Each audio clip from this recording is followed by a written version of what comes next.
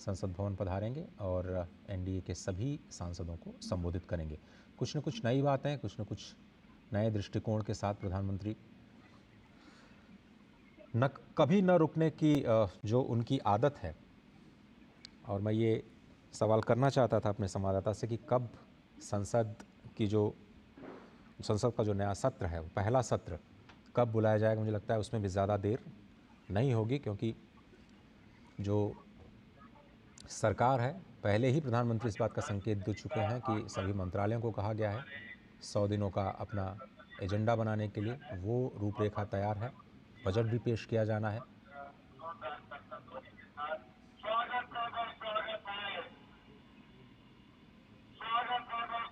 और ये सीधी तस्वीरें संसद भवन से। स्वागत है भाई, स्वागत है, स्वागत है भाई, स्वागत है, स्वागत है भाई, स्वागत है, स्वागत है भाई, स्वागत है, स्वागत है भाई, स्वागत है, स्वागत है भाई, स्वागत है, स्वागत है भाई, स्वागत है, स्वागत है भाई, स्वागत है, स्वागत है भाई, स्वागत है, स्वागत है भाई, स्वागत है, स्वागत है भाई, स्वागत है, स्वागत है भाई, स्वागत है, स्वागत है भाई, स्वागत है, स्वागत है भाई, स्वागत है, स्वागत है भाई, स्वागत है, स्वागत है भाई, स्वागत है, स्वागत है भाई, स्वागत है, स्वागत है भाई, स्वागत है। हम सबके लिए गर्व और गौरव का क्षण है। माननीय प्रधानमंत्री जी संविधान को नमन कर रहे हैं। भारत माता की, भारत माता की, वंदे वंदे वंदे वंदे। स्वागत है भाई, स्वागत है, स्वागत है भाई, स्वागत है, स्वागत है भाई, स्वागत है, स्वागत है भाई, स्वागत है। हमारा लिए बड़ा गर्व और हर्ष का क्षण है कि माननीय प्रधानमंत्री नरेंद्र मोदी जी हमारे बीच में आ चुके हैं। मैं माननीय राष्ट्रीय अध्यक्ष जी से कहूंगा कि वो गमछा और पुष्प गुच्छ के द्वारा माननीय प्रधानमंत्री श्री नरेंद्र मोदी जी का स्वागत करें। माननीय राष्ट्रीय अध्यक्ष जी, स्वागत है भाई, स्वागत है, स्वागत है भाई, स्वागत है, स्वागत है भाई, स्वागत है। फिर तीसरी बार, फिर तीसरी बार, फिर तीसरी बार।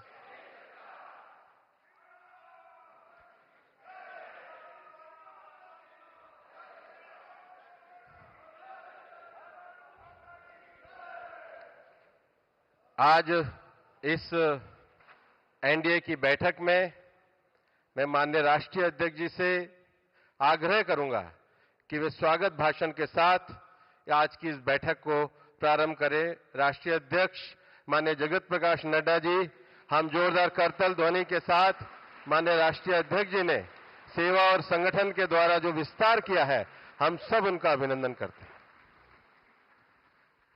बोलिए भारत माता की, भारत माता की, भारत माता की। आज के इस कार्यक्रम में हम सबके बीच में उपस्थित हम सबके यशस्वी प्रधानमंत्री आदरणीय श्री नरेंद्र मोदी जी,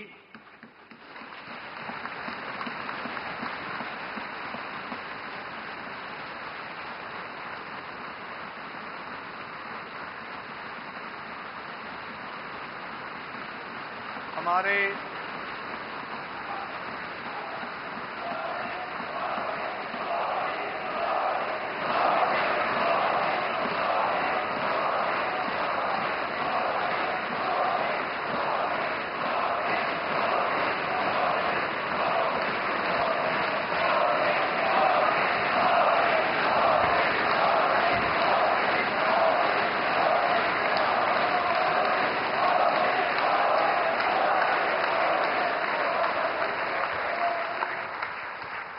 हमारे सभी एनडीए के घटक दल के सभी वरिष्ठ नेतागण,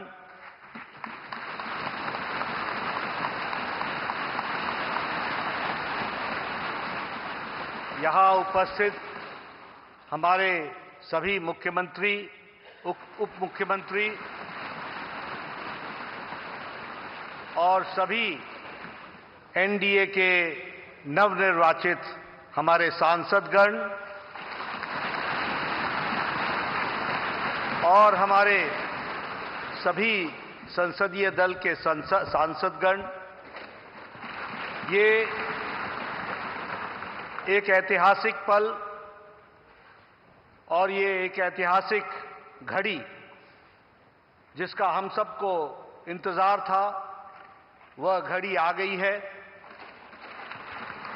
और हम सब लोगों ने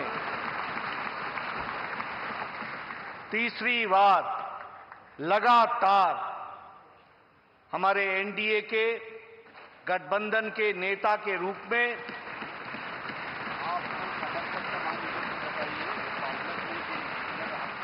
अपने आदरणीय प्रधानमंत्री और नेता का चयन हम सब करने वाले हैं। इस ऐतिहासिक घड़ी पे और इस ऐतिहासिक सेंट्रल हॉल संविधान सदन में आज हम सब लोग इसके चश्मदीद गवाह बन रहे हैं। ये हम सबका सौभाग्य है। मैं आप सब लोगों की तरफ से और हमारे इलेक्ट्रॉनिक मीडिया के माध्यम से करोड़ों लोग जो इस समय संसदीय दल की गतिविधि को देख रहे हैं, उन सब की ओर से आदरणीय प्रधानमंत्री जी का हार्दिक अभिनंदन करता हूं और स्वागत करता हूं।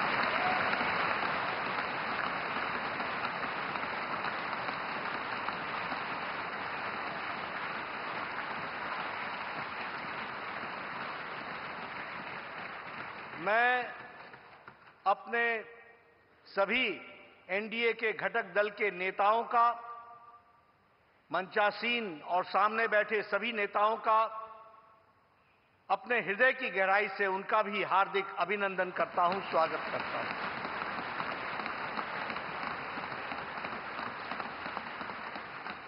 हम सब लोग आदरणीय प्रधानमंत्री जी को अपने दिल की गहराइयों से हार्दिक बधाई देते हैं, जिनके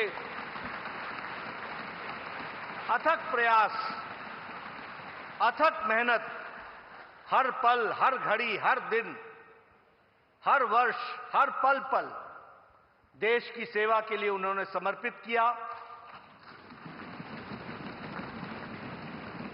और यही कारण है कि आज भारत पुनः इतिहास रच रहा है कि तीसरी बार लगातार बहुमत के साथ एनडीए की सरकार आ रही है।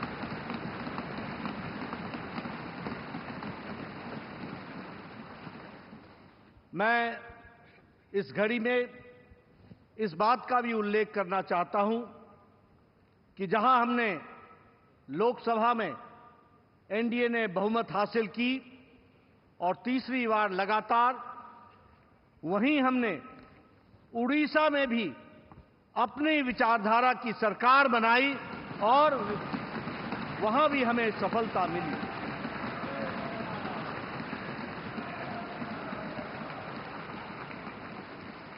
मुझे खुशी है आप सबसे ये बताते हुए कि आंध्र प्रदेश में भी एनडीए की सरकार एक तरफा बनती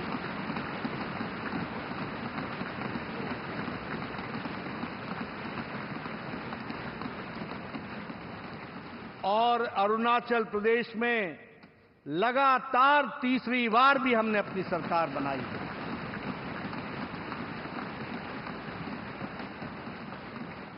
और सिक्किम में भी एनडीए की सरकार बनी है, उसके लिए भी मैं बहुत बहुत बधाई देना चाहता हूं। ये एनडीए का विकास यात्रा आदरणीय प्रधानमंत्री मोदी जी के अथक प्रयास से, उनकी नीतियां रिफॉर्म, परफॉर्म, ट्रांसफॉर्म देश को आगे ले जाने के लिए जो उन्होंने नेतृत्व किया और फ्रंट से नेतृत्व किया, उसका यह नतीजा है कि आज हम इस ऐतिहासिक पल के साक्षी हो रहे हैं। हमें याद है 10 साल पहले उदासीन भारत था। 10 साल पहले भारत के बारे में यह कहा जाता था कि यहां कुछ बदलने वाला नहीं है, और आज 10 साल बाद मोदी जी के नेतृत्व में वही भारत आकांक्षी भारत बन गया और विकसित भारत के संकल्प को लेकर के चल पड़ा है। इसको भी हमको समझना चाहिए। देश की सरहद मजबूत हुए, देश की सुरक्षा मजबूत हुई, अंतर्राष्ट्रीय दृष्टि से भारत ने अपने आप को स्थापित किया आदरणीय प्रधानमंत्री मोदी जी के नेतृत्व में। वहीं देश का इंफ्रास्ट्रक्चर आगे बढ़ा और वहीं गांव मजबूत हुआ, गरीब को ताकत मिली, महिलाओं का सशक्तिकरण हुआ, युवाओं के आकांक्षाओं को पंख लगे, हमारे किसानों को मुख्य धारा में लाया गया और हमारे दलितों को सम्मान के साथ आगे बढ़ने का रास्ता रखा। और यह सब संभव हुआ जिस मंत्र को लेकर आदरणीय प्रधानमंत्री जी चले, सबका साथ, सबका विकास, सबका विश्वास, सबका प्रयास। और उनके परिश्रम के कारण यह हम आज देख रहे हैं और हम अपने नेतृत्व का फिर से चयन करने वाले हैं। मैं रामधारी सिंह दिनकर जी की कविता पंक्तियां पढ़ना चाहूंगा प्रधानमंत्री जी के पुनः स्वागत में। वसुधा का नेता कौन हुआ, भूखंड विजेता कौन हुआ, अतुलित यश क्रेता कौन हुआ, नवधर्म प्रणेता कौन हुआ, जिसने न कभी आराम किया, विघ्नों में भी रहकर नाम किया।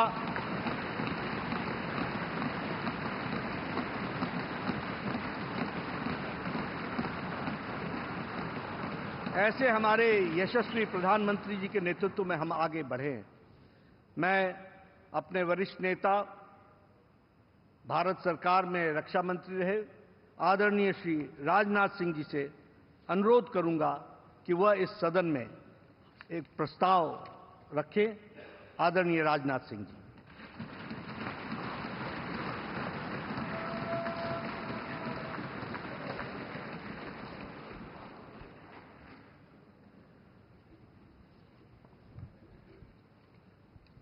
साथियों, सबसे पहले तो मैं लोकसभा के जितने भी न्यूली इलेक्टेड मेंबर्स हैं, सबको अपनी तरफ से हार्दिक बधाई देता हूं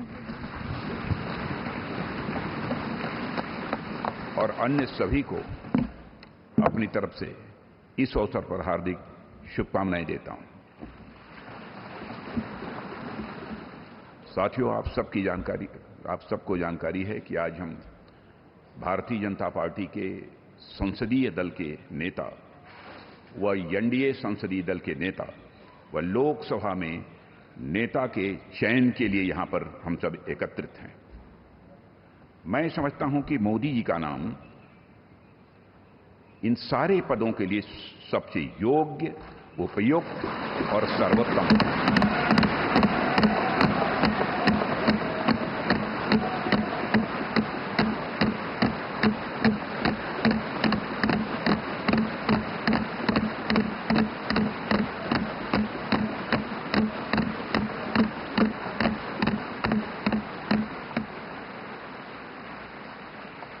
और साथियों, यह बात मैं इसलिए कह रहा हूं कि मंत्रिमंडल में उनके सहयोगी के रूप में उनकी कार्यक्षमता, उनकी कार्यकुशलता, दूरदर्शिता, प्रामाणिकता को मैंने प्रत्यक्ष देखा है और केवल मैंने ही नहीं देखा है, बल्कि समस्त देशवासियों ने इसे देखा है।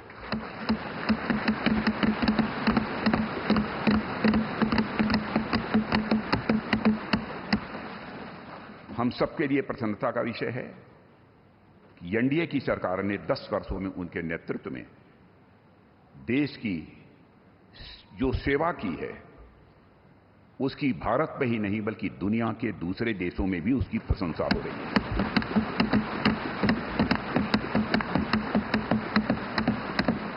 हम सबको यह सौभाग्य प्राप्त हुआ है कि तीसरी बार हम लोगों की एनडीए की सरकार बनने जा रही है।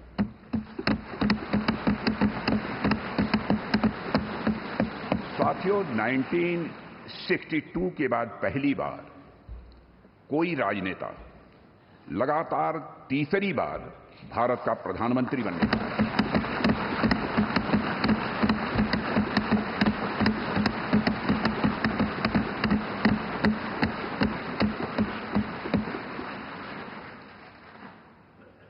जहां तक मेरी जानकारी है मित्रों, लोकतांत्रिक देशों में पूरे विश्व में तीसरी बार यह अवसर यदि किसी को प्राप्त हो रहा है तो हमारी एनडीए को यह अवसर प्राप्त हो रहा है।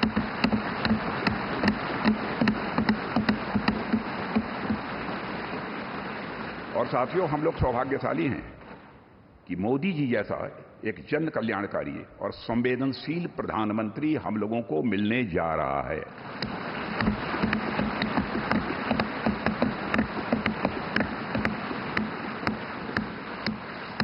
इनकी नेतृत्व क्षमता, इनकी कार्यकुशलता, इनका विजन, इसके कारण मैं मानता हूं कि हमारे एनडीए परिवार में भी वृद्धि हुई है।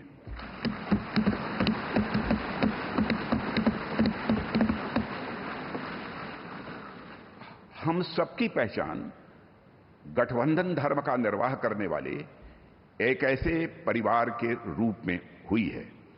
और यह सिलसिला जब आदरणीय अटल बिहारी वाजपेयी जी भारत के प्रधानमंत्री थे उसी समय से प्रारंभ हुआ है।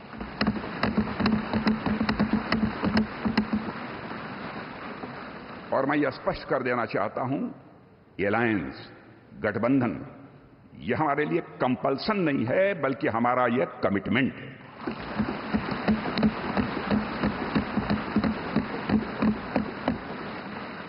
हमें भारत को एक सक्षम, समृद्ध, विकसित, स्वाभिमानी और सशक्त राष्ट्र के रूप में आगे ले जाना है। और मैं कह सकता हूं कि पिछले 10 वर्षों में मोदी जी के नेतृत्व में भारत की दशा, दिशा, मनोदशा में एक क्रांतिकारी परिवर्तन आया है।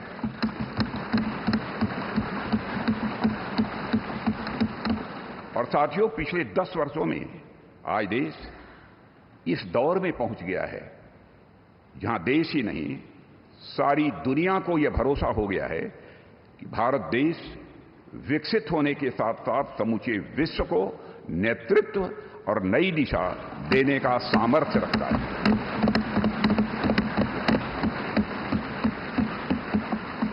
और साथियों, आज देश अपने आप को दशकों के लिए नहीं बल्कि सदियों के लिए मजबूत बनाने की दिशा में अग्रसर हो चुका है।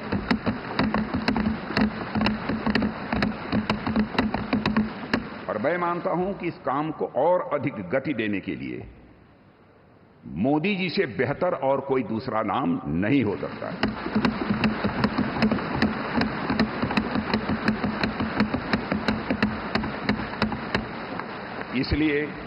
इसलिए भारतीय जनता पार्टी के संसदीय दल के नेता एवं एनडीए के संसदीय दल के नेता व लोकसभा के नेता के रूप में माननीय नरेंद्र मोदी जी के नाम का प्रस्ताव करता हूं।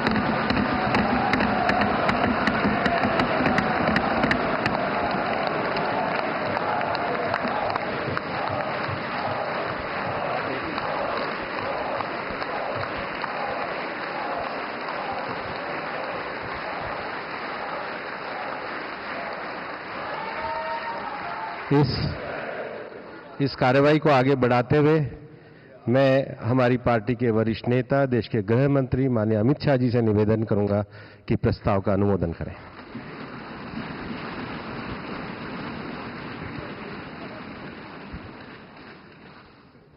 साथियों, सभी को हृदयपूर्वक पुनः लोकसभा में जीत कराने के लिए बहुत मन से बधाई।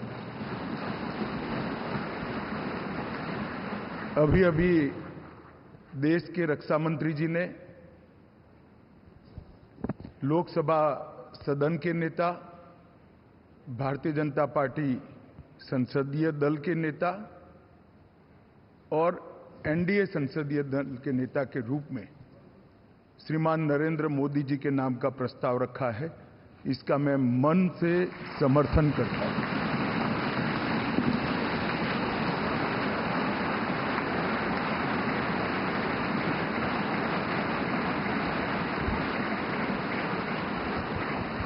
साथियों, ये प्रस्ताव सिर्फ हम सब बैठे हुए चंद लोगों के मन की इच्छा नहीं, यहां बैठे हुए एनडीए के घटक दलों की एक सर्वसम्मत इच्छा भी नहीं है। ये प्रस्ताव 140 करोड़ की देश की जनता के मन का प्रतिघोष है।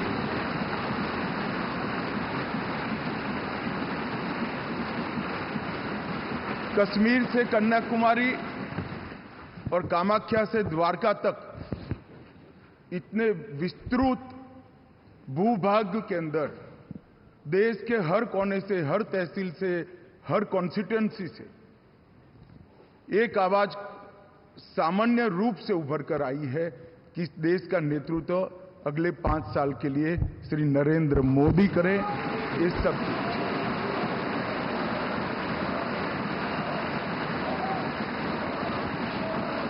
और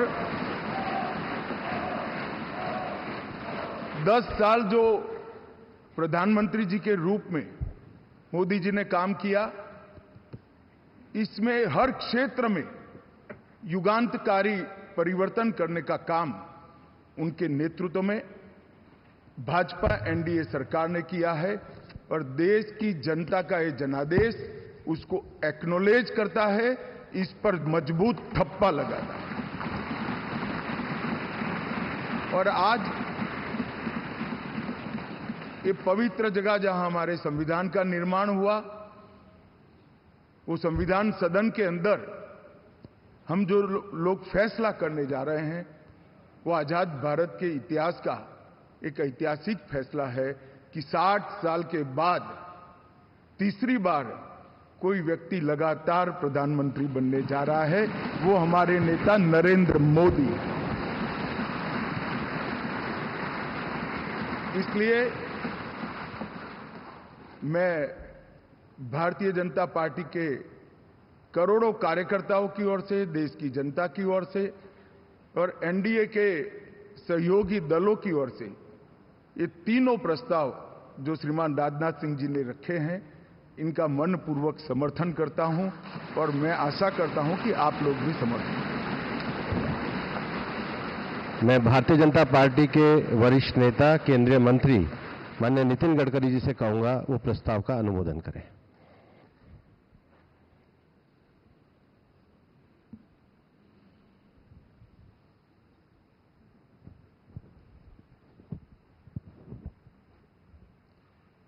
मैं सभी नवनिर्वाचित लोकसभा सदस्यों का हृदय से बहुत बहुत अभिनंदन करता हूं, उनको शुभकामनाएं देता हूं। रक्षा मंत्री आदरणीय राजनाथ सिंह जी ने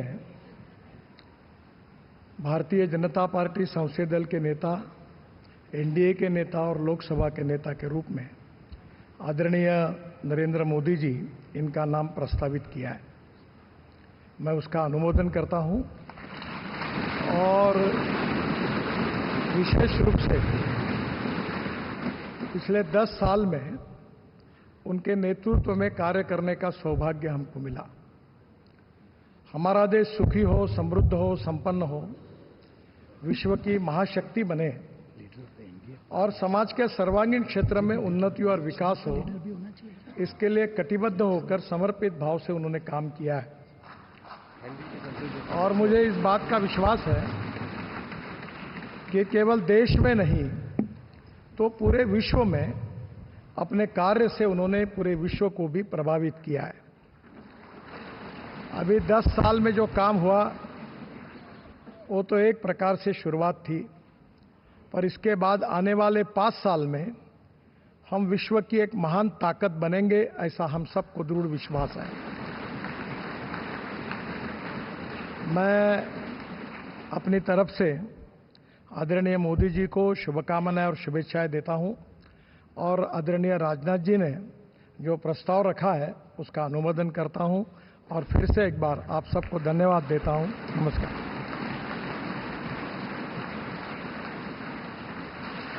मैं एनडीए के हमारे साथी और जेडीएस के नेता श्री एचडी कुमार स्वामी जी से आग्रह करूंगा कि वो इस प्रस्ताव का अनुमोदन करें।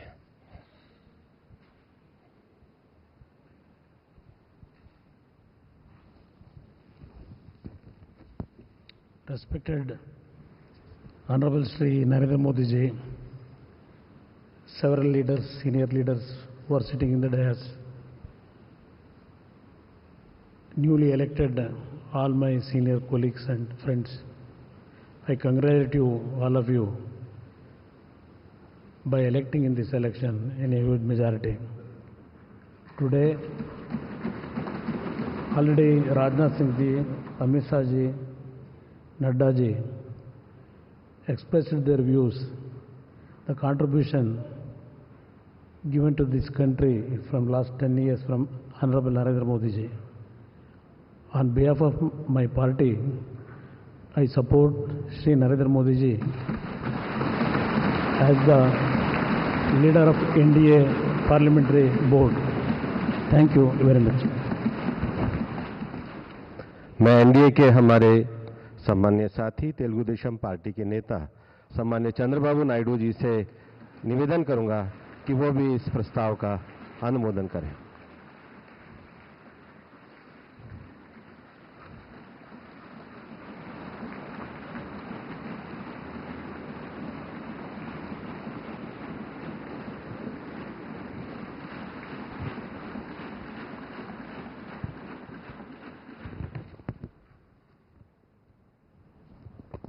Honorable Prime Minister of India, Shri Narendra Modi ji, Honorable Union Ministers, respected NDA partners, Honorable MPs, first of all, we are congratulating all of you. You have won wonderful majority I have seen for the election campaign. For the 3 months, Honorable PM never took any rest. Day and night, he had campaigned, same zeal. He started and ended same spirit. In Andhra Pradesh, we had 3 meetings, public meetings, 1 big rally. It had made a huge difference for winning the elections in Andhra Pradesh.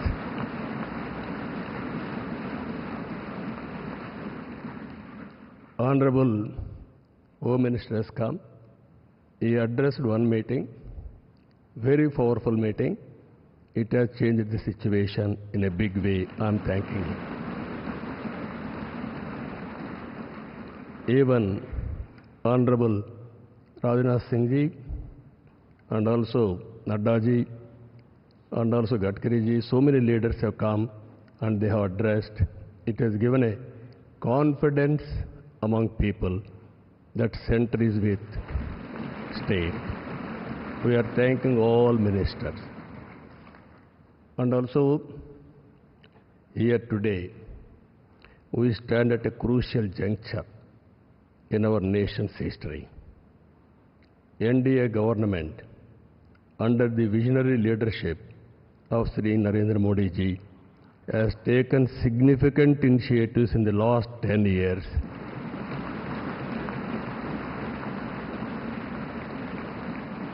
The country has witnessed remarkable progress and transformation.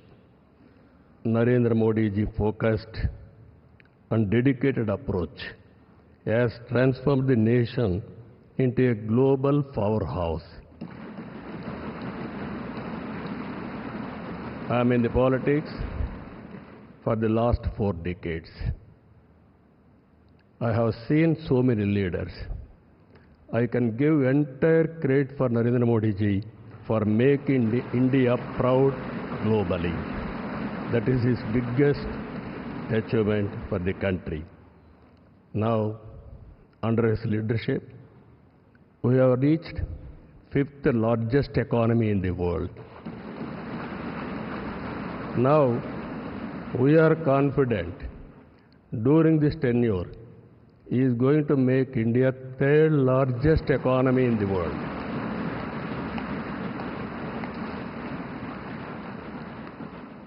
And at the same time, he is planning Vikasit Bharat Vision 2047. We are very confident under his leadership, India will become either one or two globally. It is going to happen. And at the same time, Indians under his leadership globally will become number one globally. As on today, Indians are all everywhere. If you go anywhere in the world, highest per capita income Indians are earning. I am confident under his leadership, Indians are going to become global leaders in the near future. It is going to happen. You name public governance, corporate governance, in the name of service, we are going to serve the global community. That is going to happen. Under this, sir, only all of us has to keep balancing regional aspirations and national interest must run parallelly, ensuring holistic development across all strata of society. Friends, I have seen so many governments. We are a very, very inspiring time. Anything you wanted to achieve, if you visualize, it can be done. Narendra Modi ji is having a vision, and also is having a zeal, and also his execution is very perfect, and also he is executing all his policies with a true spirit. Always to have a leader. Right time is a great asset for the nation.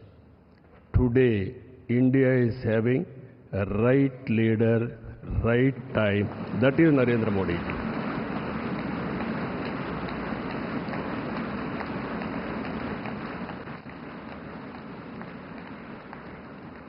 This is a very good opportunity for India. If we miss now, we will miss forever.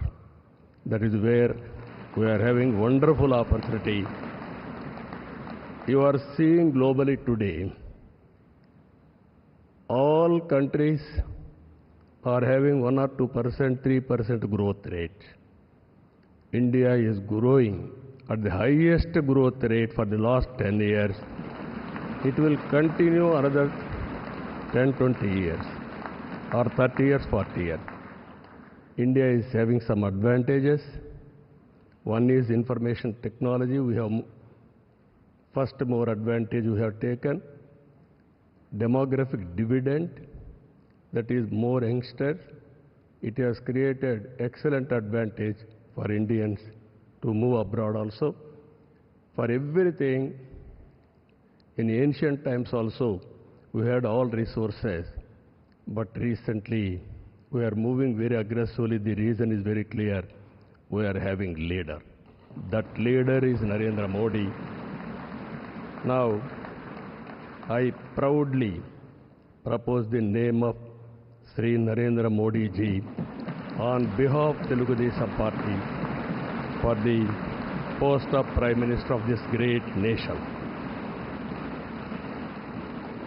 Through his vision of Sabka Saath, Sabka Vikas and Vikasit Bharat, and through the collective efforts of NDA, we can become a zero poverty nation. That is possible only Narendra Modi ji. This is a historic moment. All of you are here. Telugu Desam Party is having relations with NDA from the beginning. My leader, my party founder, great N.T. Ramarao Garu, you are all aware. Always he was worked for the people, and also he told very clearly, I don't know isms, I know only ism, that is humanism, that is NTR. That vision Narendra Modi ji is making a reality in India. We are very happy for this momentum. I thank all of you. This time we had a historic, we know the election, we have won historic elections. If you see 95% seats we have won in Andhra Pradesh. That is a big victory. I have seen so many elections. This is the first of its kind. That is the confidence people are having on NDA. And all leaders, my friend Pawan Kalyan ji is here, Janasena leader. Janasena, Telugu Desam Party, and also BJP, we worked together without having any reservations. Here, State President Purandeshwari also is here. All leaders, we worked very well. That is the results we got it. I am very happy to share some of my ideas with you. This is the proudest moment in my life. Thank you very much. मैं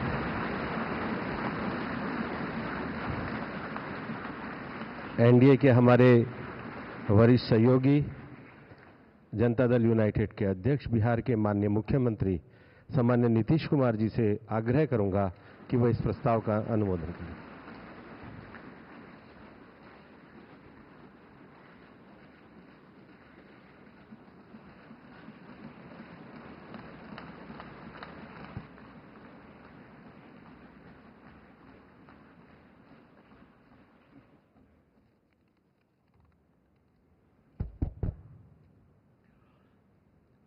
हमारी party Janata Dal United Bharatiya Janata party संसदीय दल के नेता आदरणीय श्री नरेंद्र मोदी जी को भारत के प्रधानमंत्री पद के लिए समर्थन देती है।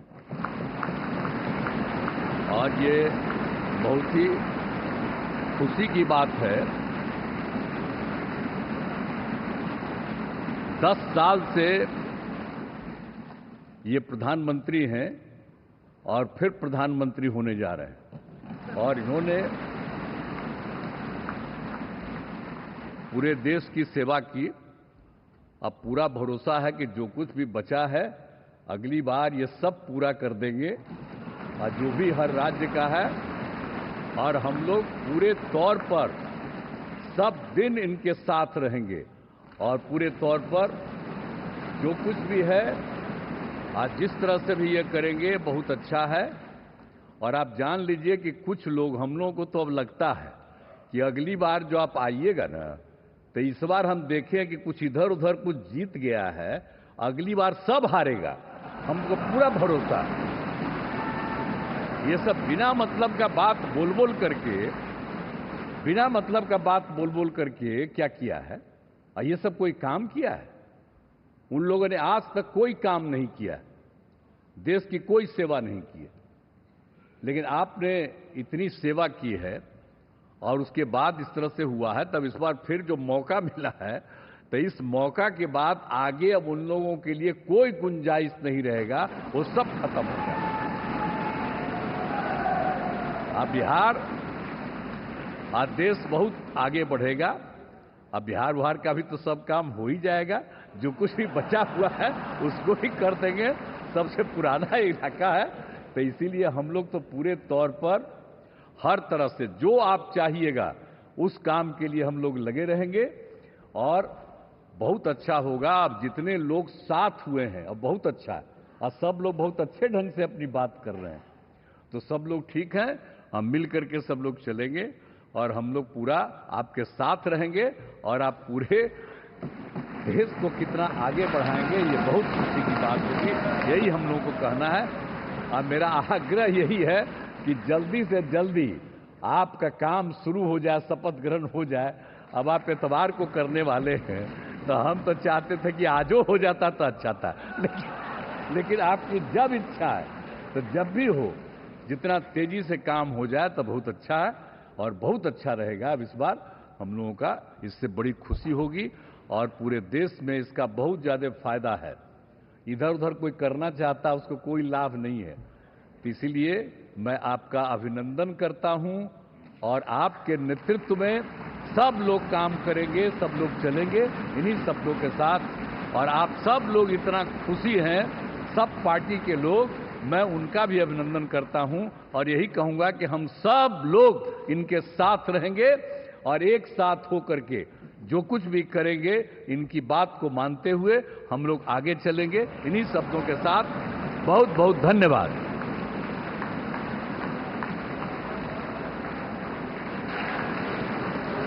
मैं एनडीए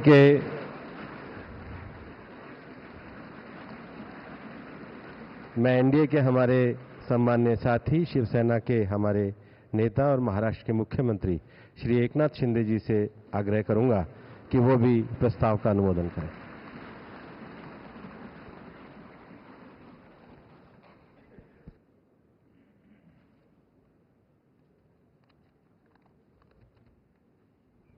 भारत माता की, छत्रपति शिवाजी महाराज की। आज का ये ऐतिहासिक और स्वर्णिम दिन है कि आज हमारे आदरणीय प्रधानमंत्री नरेंद्र मोदी जी को एनडीए संसदीय दल के नेता पद पर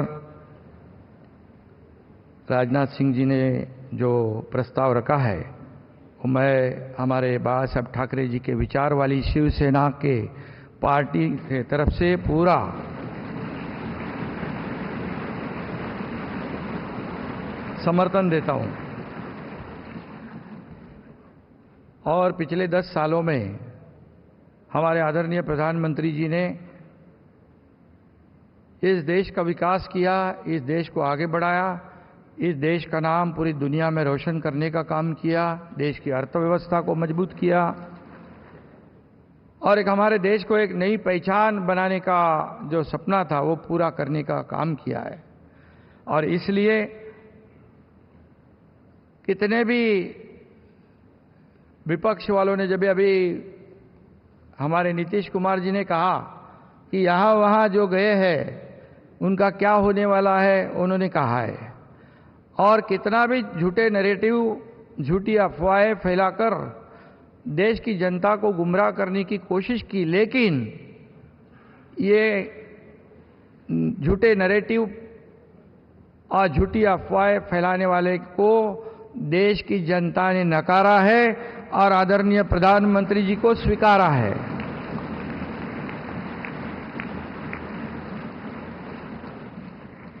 उसमें डिटेल में मैं नहीं जाऊंगा, लेकिन यहाँ पर हमारे सभी उपस्थित नेतागण है, नड्डा जी है, राजनाथ सिंह जी है, अमित भाई है, हमारे आदरणीय अजीत दादा जी है, वहाँ अभी सभी महानुभाव है, एक्स सीएम है, वहाँ हमारे चंद्रा बाबू जी है, नीतीश कुमार जी है और सभी मान्यवर और सभी इस सदन में उपस्थित फिर से सांसद बने हैं, उनका मैं तहे दिल से स्वागत करता हूं और अभिनंदन भी करता हूं। शिवसेना के बारे में इतना ही मैं कहूंगा कि ये शिवसेना और भारतीय जनता पार्टी एक विचारधारा, एक समान विचारधारा वाली पार्टी है। बाला साहब ठाकरे जी के नेतृत्व में हमारे जो गठबंधन हुआ है, ये गठबंधन एक फेविकोल का जोड़ है, ये बिल्कुल टूटेगा नहीं। हर लोकसभा के चुनाव में जो हमारे आदरणीय प्रधानमंत्री जी ने जो मेहनत की है, जो सभाएं ली है, जो उनकी जादू है, वो जादू इस बार फिर लगातार तीसरी बार इस देश ने देखी है और इसलिए उनको मैं तीसरी बार प्रधानमंत्री बनने के लिए शिवसेना पार्टी की ओर से हृदय से मैं उनका स्वागत करता हूं, अभिनंदन करता हूं और शुभकामनाएं देता हूं। और सिर्फ इतना ही कहूंगा उनके लिए, मैं उन्हें 4 पंक्तियां पेश करना चाहता हूं आपकी इजाजत से। मैं उस माटी का वृक्ष नहीं जिसको नदियों ने सींचा है, बंजर माटी में पलकर मैं मृत्यु से जीवन खींचा है। मैं पत्थर पर लिखी इबारत हूं, शीशे से कब तक तोड़ोगे, मिटने वाला मैं नाम नहीं, तुम मुझको कब तक रोकोगे। और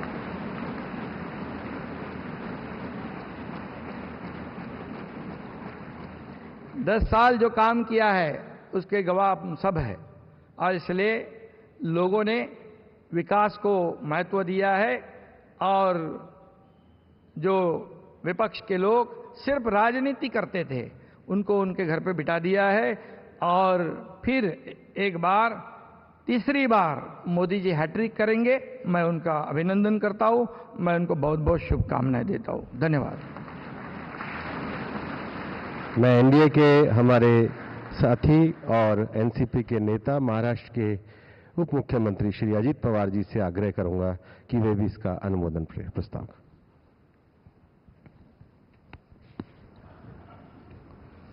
देश के लोकप्रिय प्रधानमंत्री नरेंद्र मोदी जी, एनडीए के सभी उपस्थित नेतागण, नवनिर्वाचित एनडीए के सभी संसद सदस्य और मेरे साथी, मैं सभी का तहे दिल से स्वागत करना चाहता हूं।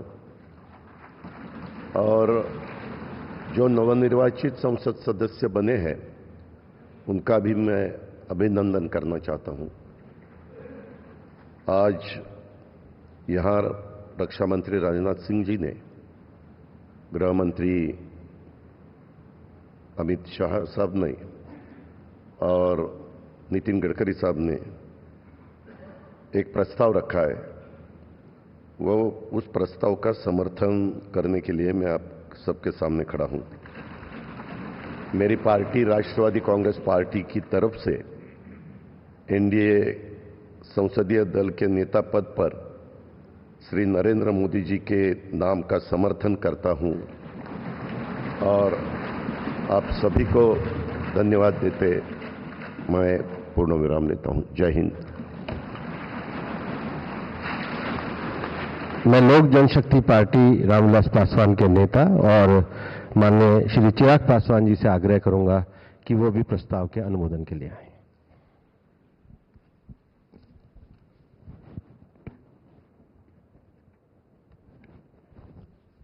मौजूद यहाँ पर सभी नवनिर्वाचित लोकसभा के माननीय सांसद सदस्यों का स्वागत करते हुए मैं मेरे प्रधानमंत्री आदरणीय नरेंद्र मोदी जी को बधाई देता हूं।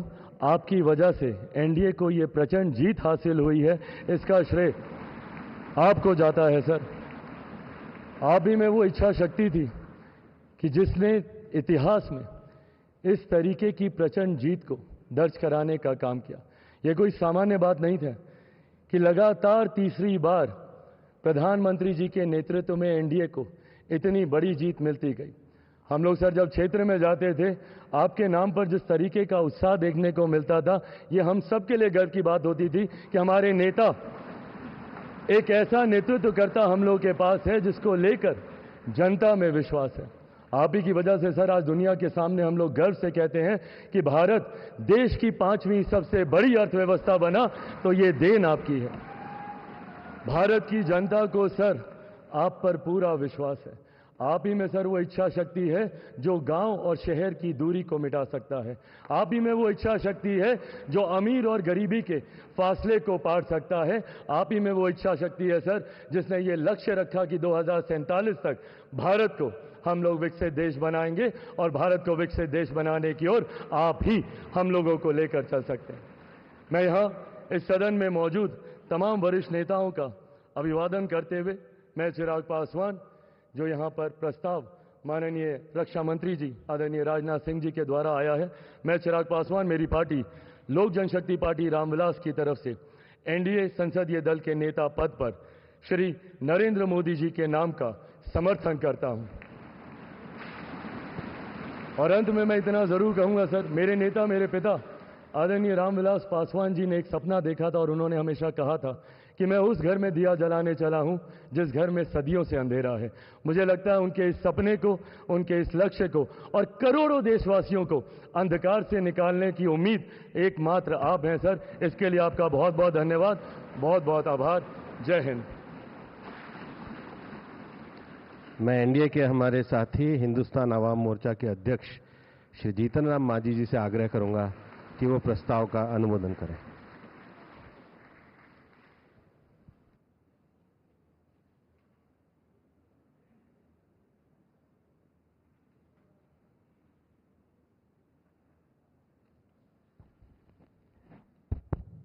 आदरणीय अध्यक्ष जी और यहाँ पर उपस्थित भारत नहीं बल्कि विश्व के प्रसिद्ध नेता माननीय नरेंद्र कुमार मोदी जी और सभी एनडीए के साथीगण और खास करके जो नवनिर्वाचित हमारे सांसदगण आए हैं, उन सबों को हम अपने दिल के गहराइयों से बधाई देते हैं, शुभकामना देते हैं, बहुत बहुत सुंदर भविष्य की कामना करते हैं। बहुत लंबी कोई बात नहीं कहनी है, सभी साथियों ने अपनी अपनी बात कही। मैं मेरी पार्टी हिंदुस्तानी अवाम मोर्चा सेकुलर की तरफ से एनडीए संसदीय दल के नेता पद पर श्री नरेंद्र मोदी जी को नाम का समर्थन करता हूं और एक ही बात मैं कहना दोहराना चाहता हूं।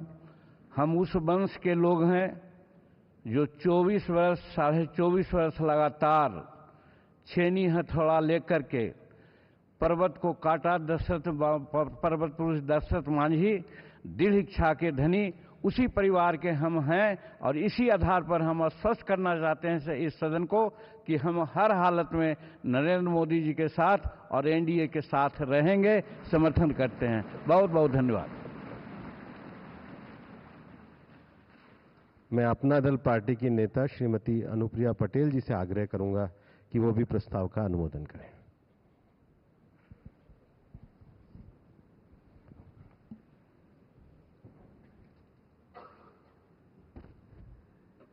करोड़ों करोड़ देशवासियों के हृदय में बसने वाले माननीय प्रधानमंत्री श्री नरेंद्र मोदी जी, इस मंच पर विराजमान सभी वरिष्ठ महानुभाव, केंद्रीय कक्ष में मौजूद एनडीए के सहयोगी दलों के सभी सम्माननीय नेतागण, राज्यों के माननीय मुख्यमंत्री एवं उप मुख्यमंत्रीगण और हमारे एनडीए परिवार के देश के कोने कोने से जनता का विश्वास प्राप्त करके यहाँ पर नवनिर्वाचित होकर आए सभी माननीय सांसदगणों का मैं अपनी पार्टी, अपना दल की ओर से बहुत बहुत अभिनंदन करती हूँ। माननीय रक्षा मंत्री श्री राजनाथ सिंह जी ने हम सब के समक्ष एक प्रस्ताव रखा है। मैं अपनी पार्टी, अपना दल की ओर से एनडीए संसदीय दल के नेता के पद पर माननीय प्रधानमंत्री श्री नरेंद्र मोदी जी के नाम का पूरे दिल से समर्थन करती हूँ। माननीय प्रधानमंत्री जी, आपका ये पूरा एनडीए परिवार मजबूती के साथ आपके पीछे और आपके साथ खड़ा है। आप हमारा नेतृत्व करें। राष्ट्र निर्माण के हर संकल्प को पूरा करने के लिए हम सभी एकजुट होकर पूरी तत्परता से कार्य करेंगे। और मैं आपको पूरे विश्वास के साथ ये कहना चाहती हूँ कि हमारे तीसरे कार्यकाल में आपके नेतृत्व में एनडीए की सरकार जो कार्य करेगी, वो कार्य आने वाले समय में पूरे देश को अचंभित करेगा और दुनिया में भारत की उपलब्धियों की चर्चा होगी, भारत की जय जयकार होगी। इन्हीं शुभकामनाओं के साथ बहुत बहुत धन्यवाद। मैं जनसेना पार्टी के नेता श्री पवन कल्याण जी से आग्रह करूंगा कि वे इस प्रस्ताव का अनुमोदन करें।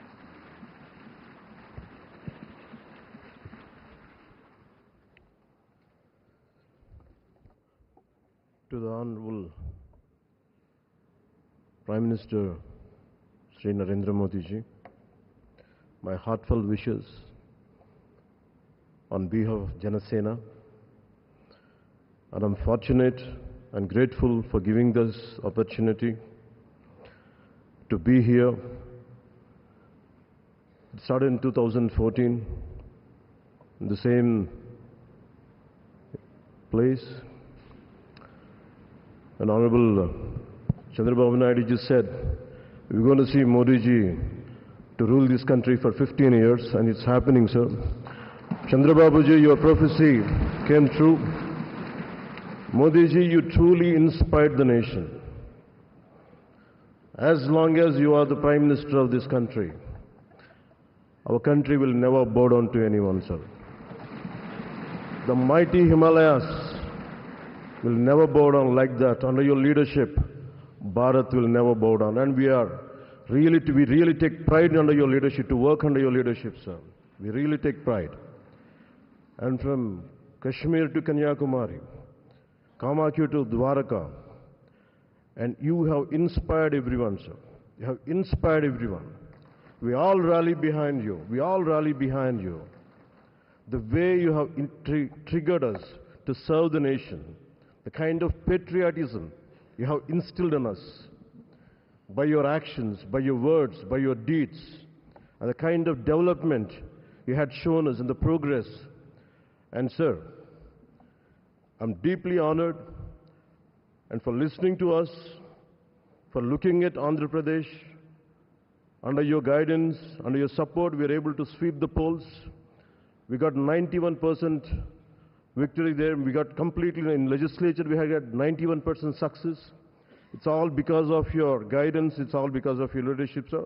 I'm grateful to you. We're all grateful to you. On behalf of Janasena Party, I support Sri Narendra Modi ji as the leader of the NDA Parliamentary Party. To all the eminent senior parliamentarians and the new parliament members, I wish you very best. To honorable senior leaders and NDA partners, to you all, my heartfelt namaskars to you, sir. Thank you and Jai Hind, sir.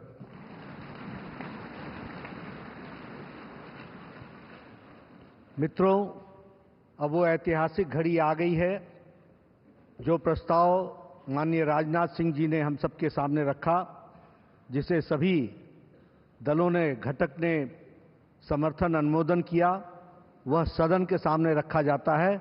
आप सबसे निवेदन है कि करतल ध्वनि के साथ मैं NDA के वरिष्ठ नेताओं से कहूंगा कि वो सामने मंच पे बाहर आकर के माननीय मोदी जी का स्वागत करें। सब लोग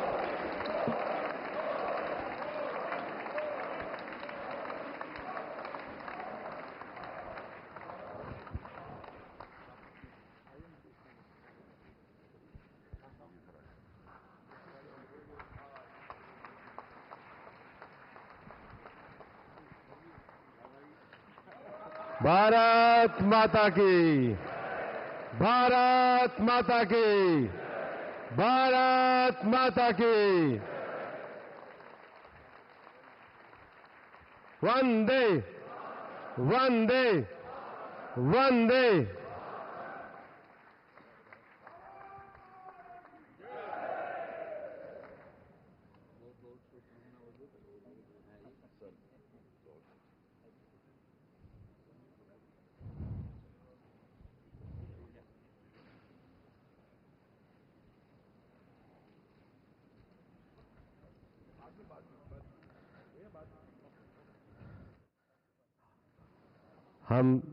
हम सब लोगों के लिए हर्ष, गौरव और सौभाग्य का विषय है कि एनडीए के हमारे नेता के रूप में माननीय नरेंद्र मोदी जी से हम निवेदन करेंगे कि वो हम सब लोगों को भारत के उज्जवल भविष्य के लिए संबोधन प्रदान करें। हम सब लोग करतल ध्वनि से माननीय प्रधानमंत्री जी का अभिनंदन और स्वागत करते हैं।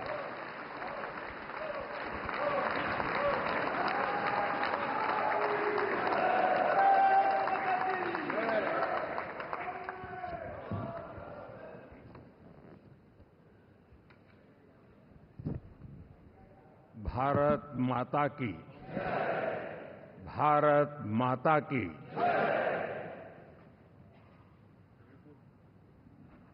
मैं सबसे पहले तो इस सभागृह में उपस्थित एनडीए घटक दलों के सभी नेतागण, नवनिर्वाचित सभी सांसदगण और हमारे राज्यसभा के भी सांसदगण, आप सबका हृदय से बहुत बहुत आभार व्यक्त करता हूं।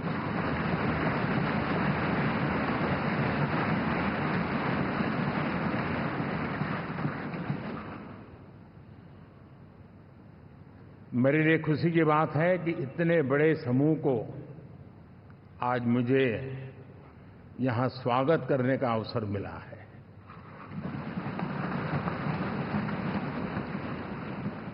जो साथी विजयी होकर के आए हैं वे सभी अभिनंदन के अधिकारी हैं, लेकिन जिन लाखों कार्यकर्ताओं ने दिन रात परिश्रम किया है, न उन्होंने दिन देखा न रात देखी, और इतनी भयंकर गर्मी में हर दल के कार्यकर्ता ने जो पुरुषार्थ किया है, परिश्रम किया है, मैं आज संविधान सदन के इस सेंट्रल हॉल से सर झुका करके उनको प्रणाम करता हूं।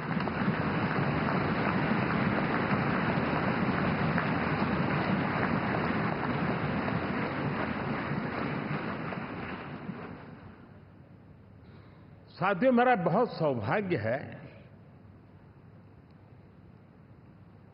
कि एनडीए के नेता के रूप में आप सब साथियों ने सर्वसम्मति से चुन करके मुझे एक नया दायित्व दिया है, और इसके लिए मैं आपका बहुत बहुत आभारी हूं।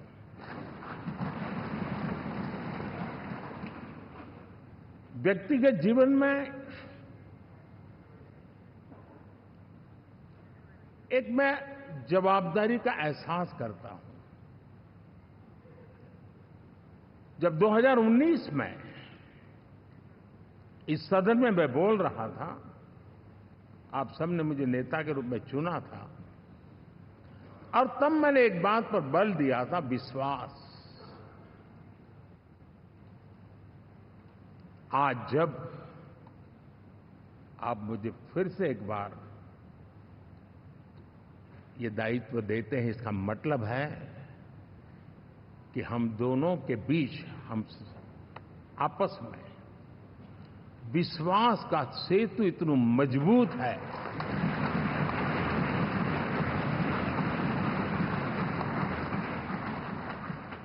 ये अटूट रिश्ता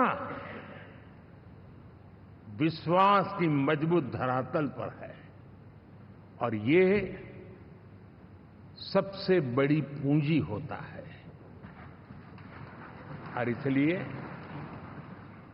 ये पल मेरे लिए भावुक करने वाले भी हैं, और आप सबके प्रति जितना धन्यवाद करूं उतना कम है।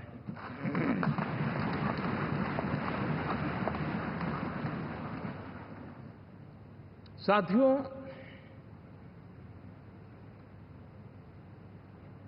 बहुत कम लोग इन बातों की चर्चा करते हैं, शायद उनको सूट नहीं करता होगा,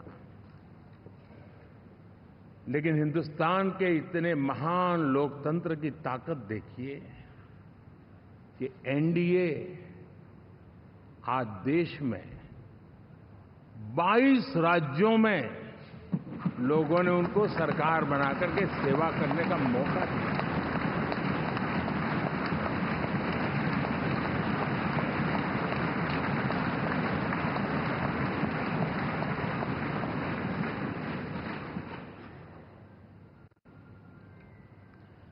हमारा ये अलायंस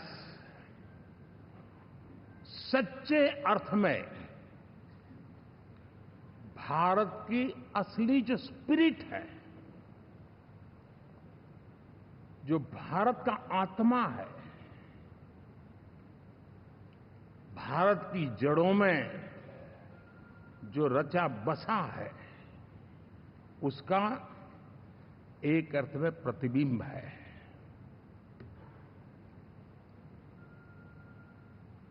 और मैं इसलिए कह रहा हूं कि थोड़ी नजर करें, हमारे देश में 10 ऐसे राज्य जहां हमारे आदिवासी बंधुओं की संख्या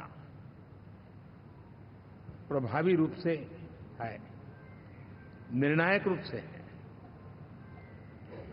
जहां इस आबादी आदिवासियों की ज्यादा है। ऐसे 10 राज्यों में से 7 राज्यों में एनडीए सेवा कर रहा है।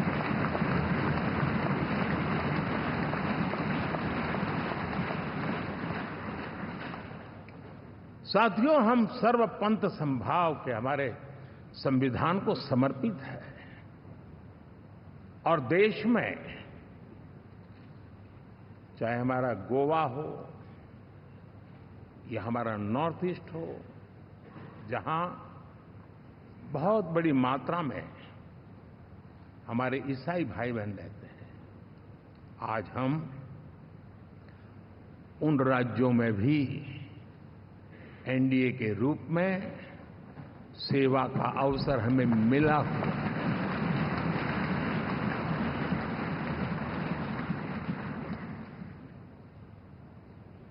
साथियों, प्री पोल अलायंस हिंदुस्तान के राजनीतिक इतिहास में और हिंदुस्तान की राजनीति में गठबंधन के इतिहास में प्री पोल अलायंस इतना सफल कभी भी नहीं हुआ है जितना कि एनडीए हुआ है।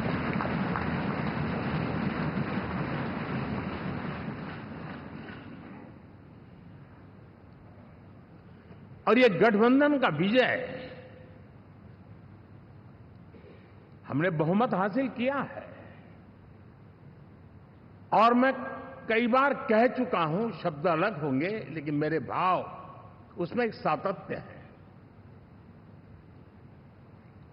सरकार चलाने के लिए बहुमत आवश्यक है, लोकतंत्र का वही एक सिद्धांत है, लेकिन देश चलाने के लिए सर्वमत बहुत जरूरी होता है।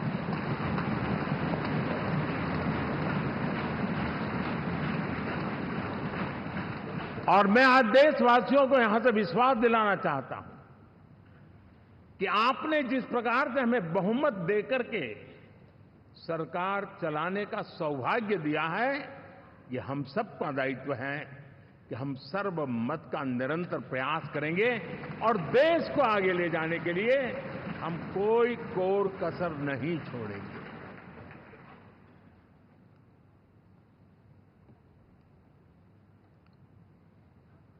साथियों, एनडीए को करीब करीब 3 दशक हो चुके हैं।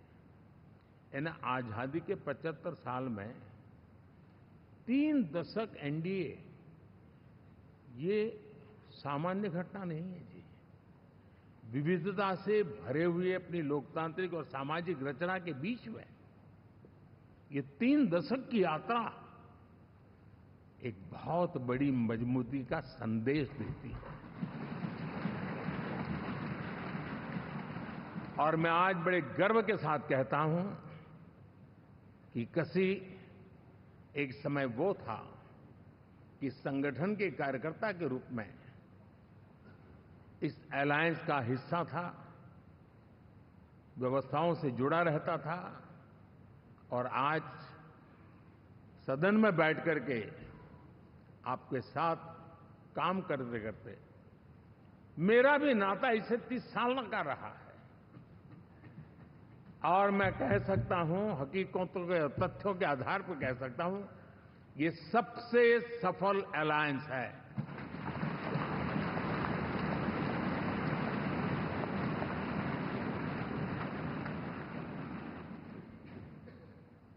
हम गर्व से कह सकते हैं कि 5 साल का टर्म होता है। इस अलायंस ने 30 साल में से 5-5 साल के 3 टर्म सफलतापूर्वक पार किए हैं, और अलायंस चौथे टर्म में एंटर कर रहा है।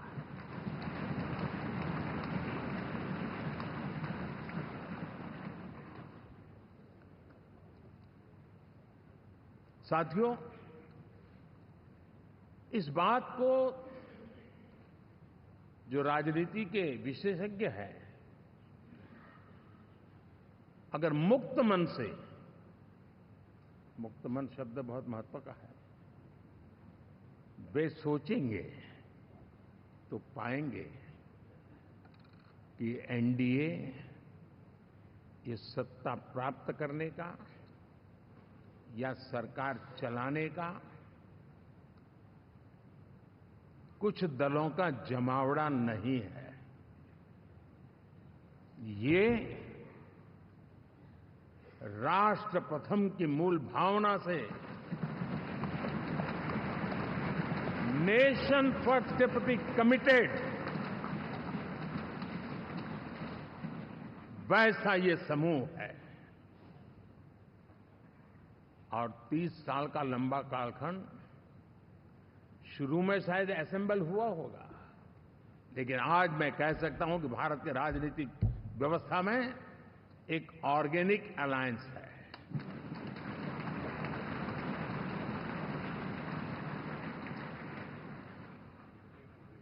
और ये मूल्य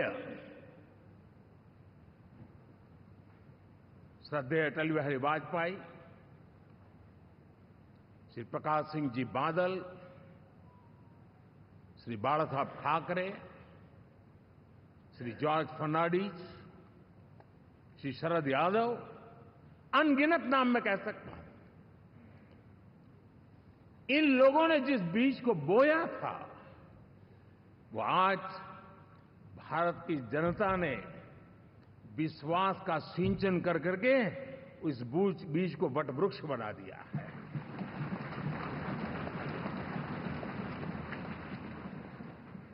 और हम सबके पास ऐसे महान नेताओं की विरासत है, और हमें इसका गर्व है। बीते 10 वर्षों में हमने एनडीए की उसी विरासत, उसी मूल्यों को लेकर के निरंतर आगे बढ़ने का और देश को आगे बढ़ाने का प्रयास किया है। जैसे मैंने कहा, मुक्त मन से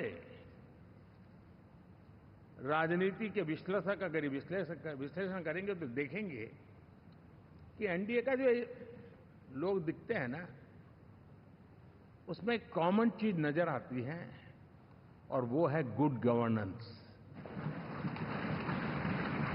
इन सब ने अपने अपने समय में, अपने अपने कार्यकाल में जब जब जहां सेवा करने का मौका मिला है, गुड गवर्नेंस इस देश को दिया है। और इस प्रकार से एनडीए एक प्रकार से, एनडीए कहते ही गुड गवर्नेंस ये अपने आप पर्यायवाची बन जाता है।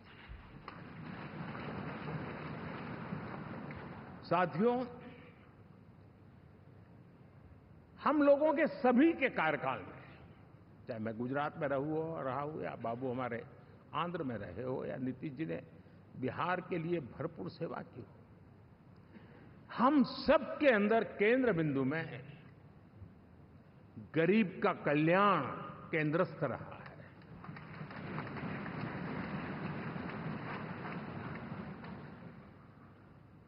और देश ने एनडीए के गरीब कल्याण के, गुड गवर्नेंस के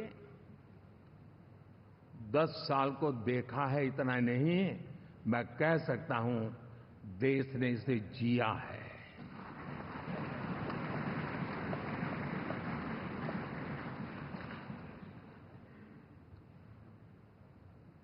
जनता जनार्दन ने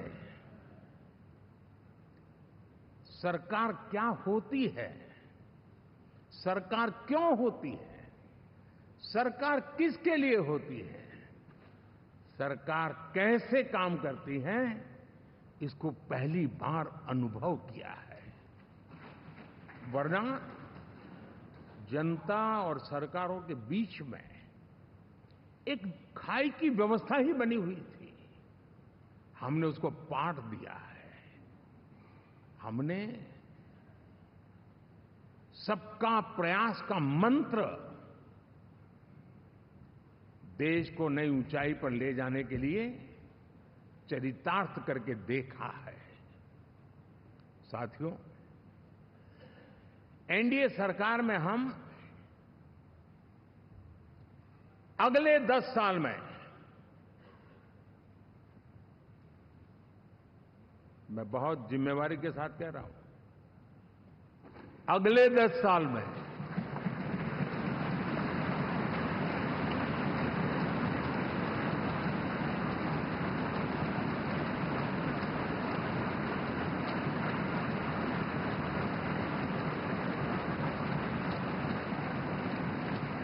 गुड गवर्नेंस, विकास, नागरिकों के जीवन में क्वालिटी ऑफ लाइफ, और मेरा व्यक्तिगत रूप से एक बहुत बड़ा ड्रीम है, मैं लोकतंत्र की समृद्धि को जब सोचता हूं तो मैं चाहता हूं कि सामान्य मानवीय के जीवन में से, और खास करके मध्यम वर्ग, उच्च मध्यम वर्ग, उनके जीवन में से सरकार की दखल जितनी कम हो उतनी लोकतंत्र की मजबूती है।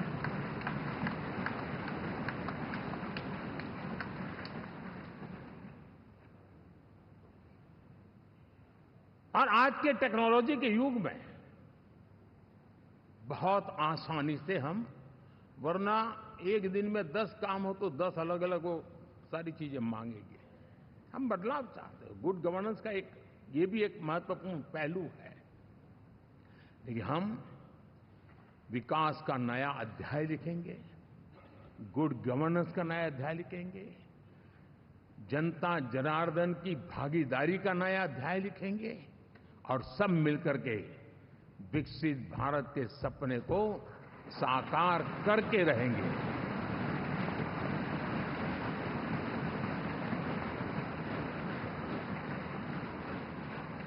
साथियों, एनडीए में, और मैं अगर विस्तार से कहूं तो सदन में किसी भी दल का कोई भी जनप्रतिनिधि होगा, मेरे लिए सब बराबर है।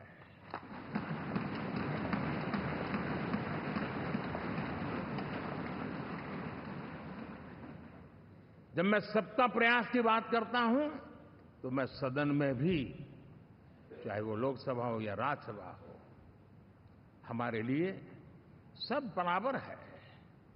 और यही एक भाव है जिसके कारण 30 साल से एनडीए अलायंस मजबूती के साथ आगे बढ़ा है। अपना पराया कुछ नहीं है। सबको गले लगाने में हमें कभी कोई कमी नहीं रखी है। उसी का परिणाम है कि जनता का विश्वास भी जीत पाते हैं। साथियों, हमने 2024 में जिस टीम भावना से काम किया है और ग्रासरूट लेवल पे किया है, सिर्फ फोटो ऑप करना, नेता मिलकर के हाथ हिलाएं और फिर तुम्हारे रास्ते में मेरे रास्ते, ऐसा नहीं। ग्रास रूट लेवल तक सबने मिल करके ये जो काम किया है और उसी ने हमें ऑर्गेनिक अलायंस का सामर्थ्य दिया है।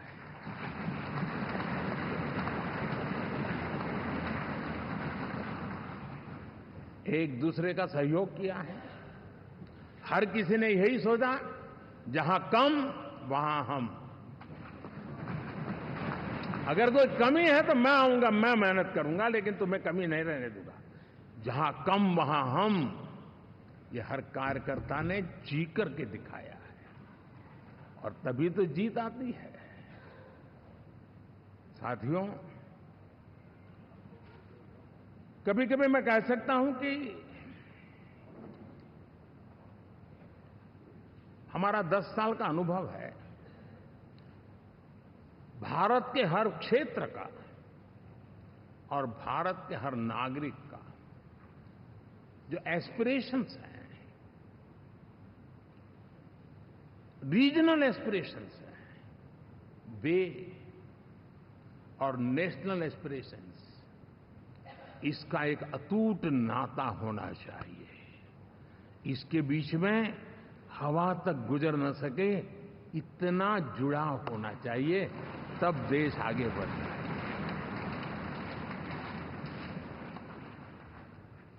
साथियों, इस चुनाव में मैं कुछ उल्लेख जरूर करना चाहूंगा जो मेरी नजरिए से मैंने देखा है। दक्षिण भारत में एनडीए ने एक नई राजनीति की नींव मजबूत की है।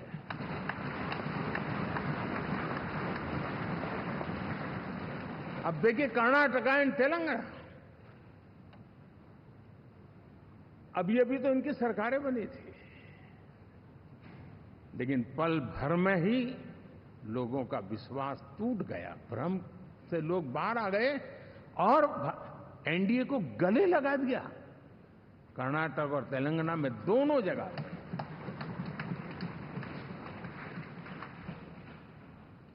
साथियों, तमिलनाडु, मैं तमिलनाडु की टीम को भी बधाई देना चाहूंगा। और वहां हमारा एनडीए समूह बहुत बड़ा भी है और कईयों को पता था कि हम एक साथ एक सीट नहीं लड़ा पाएंगे, लेकिन इस लड़ाई में हम साथ रहेंगे। और मैंने बहुत से एनडीए के साथी तमिलनाडु में ऐसे हैं कि जिनका कोई उम्मीदवार नहीं था, लेकिन इस झंडे को ऊंचा रखने के लिए वो जी जान से जुटे थे। और इसलिए आज तमिलनाडु में भले हम सीट नहीं जीत पाए, लेकिन जिस तेजी से एनडीए का वोट शेयर बढ़ा है, वो साफ साफ संदेश दे रहा है कल में क्या लिखा हुआ है।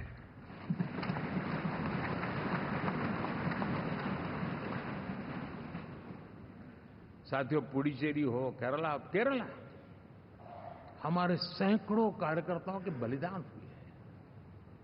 यूडीएफ हो या एलडीएफ हो, शायद हिंदुस्तान के राजनीतिक जीवन में इतना जुल्म एक विचारधारा को लेकर के जीने वाले लोगों पर हुआ होगा तो सिर्फ मैं कह सकता हूं केरल में हुआ है। जम्मू कश्मीर से भी ज्यादा हुआ है। उसके बावजूद भी सामने कहीं विजय नजर नहीं आता था। उन्होंने परिश्रम की पराकाष्ठा में कभी पीछे नहीं रहे, पीढ़ियां खपा दी। और आज पहली बार संसद में केरल से हमारा प्रतिनिधि बन के आया।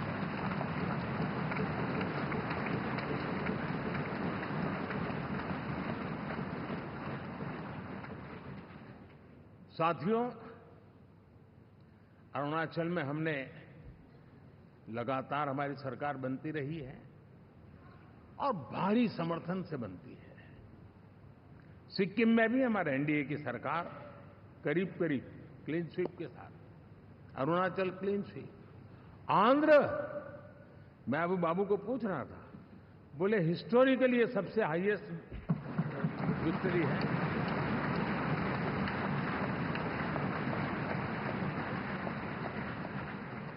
और ये जो यहाँ दिखता है ना, पवन, ये पवन नहीं, ये आंधी है।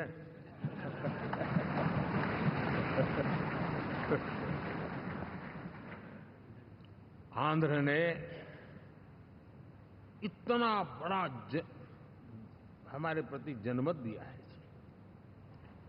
हिंदुस्तान के लिए एक सामान्य मानवीय की विकास की जो जिजीविषा है, उसका प्रतिबिंब है। और महाप्रभु जगन्नाथ,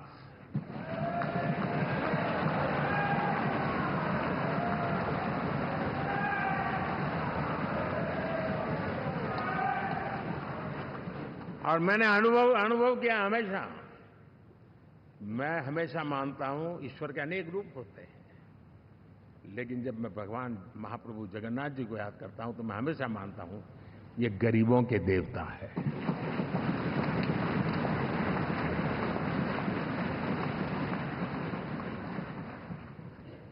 और वहां जो क्रांति रूप परिणाम आया है, मैं इसे एक रिवॉल्यूशन देख रहा हूं।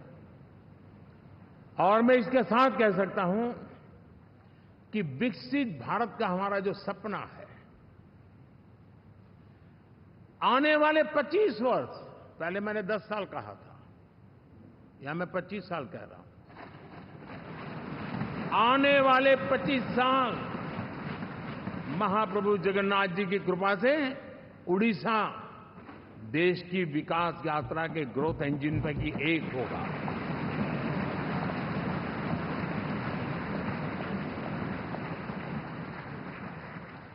साथियों, हम लोग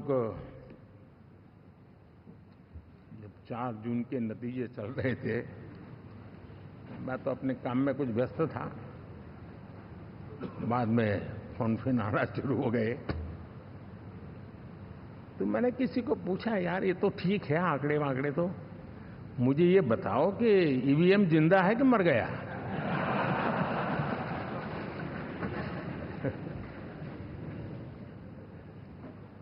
क्योंकि ये लोग तय करके बैठे थे कि भारत के लोकतंत्र और लोकतंत्र की प्रक्रिया के प्रति विश्वास ही लोगों का उठ जाए, और लगातार ईवीएम को गाली देना। और मुझे तो लगता था कि शायद इस बार वो ईवीएम की अर्थी का जुलूस निकालेंगे, लेकिन 4 जून शाम आते आते उनको ताले लग गए, ईवीएम ने उनको चुप कर दिया। ये ताकत है भारत के लोकतंत्र की, ये ताकत है भारत की निष्पक्षता की, ये भारत की ताकत है भारत के चुनावी तंत्र की, चुनाव आयोग की। और मैं मानता हूं कि ये, आशा करता हूं कि 5 साल तो अब ईवीएम शायद मुझे नहीं सुनाई देगा, लेकिन जब 29 में हम जाएंगे तो फिर से शायद ईवीएम को लेकर के नाचने की शुरुआत करेंगे, क्योंकि इनके सुधरने की संभावना बहुत कम है।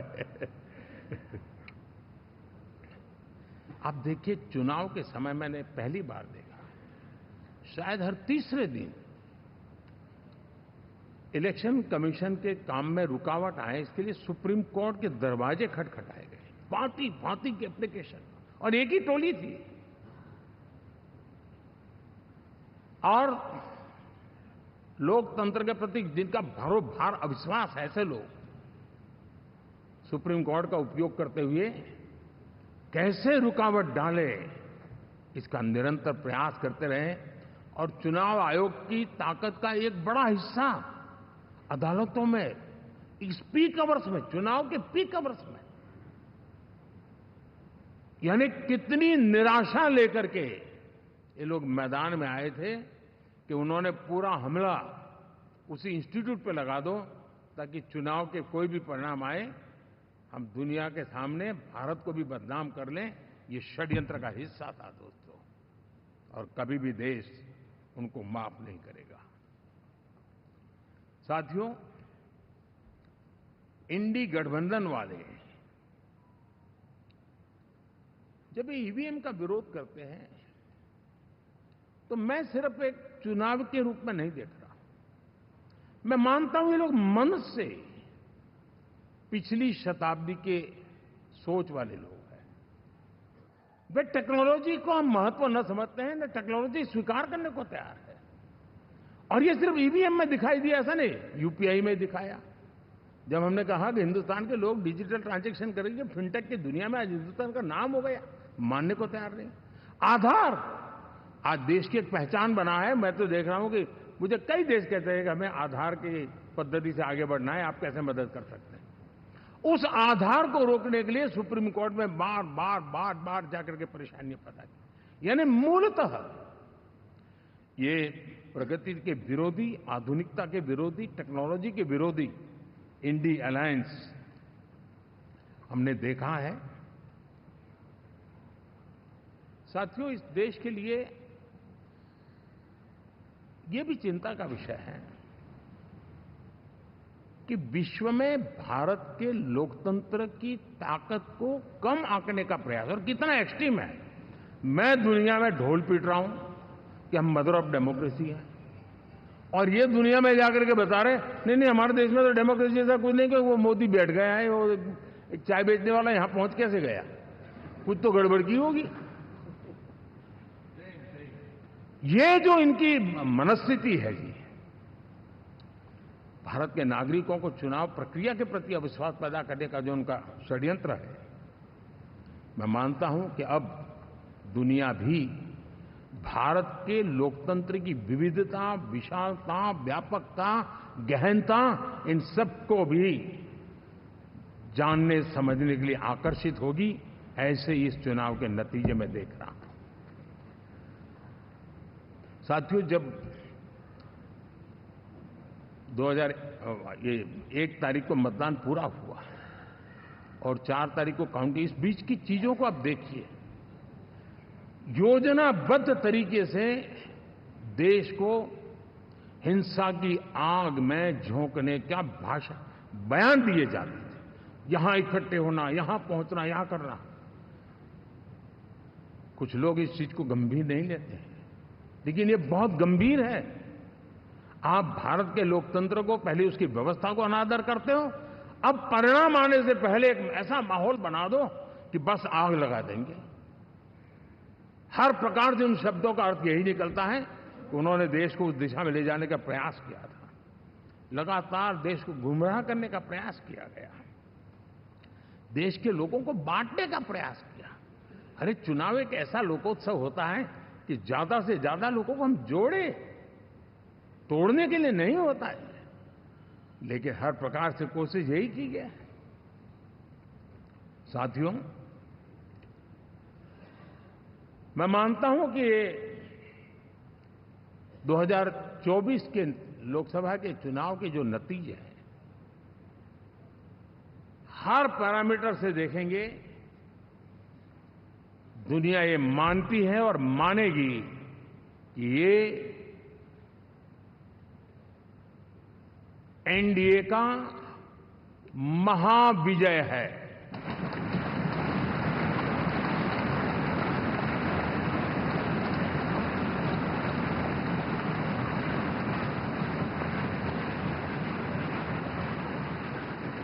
और आपने देखा 2 दिन कैसा चला, जैसे हम तो हार चुके हैं, गए।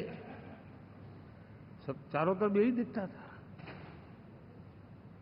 क्योंकि उनको अपने कार्यकर्ताओं का मोरल हाई करने के लिए ऐसे काल्पनिक परेड ये करने पड़ रहे हैं। और साथियों, गठबंधन के इतिहास में अगर आंकड़ों के हिसाब से देखें तो ये सबसे मजबूत गठबंधन की सरकार है।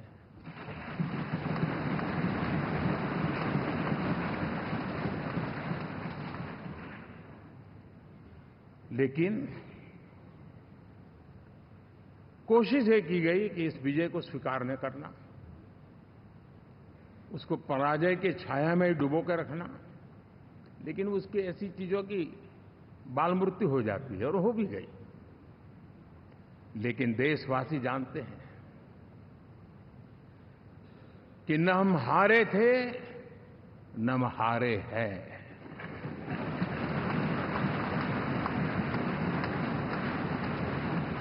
लेकिन 4 तारीख के बाद हमारा जो व्यवहार रहा है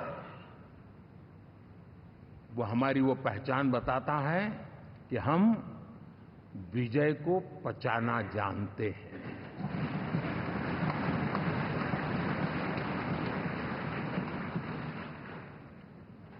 हमारे संस्कार ऐसे हैं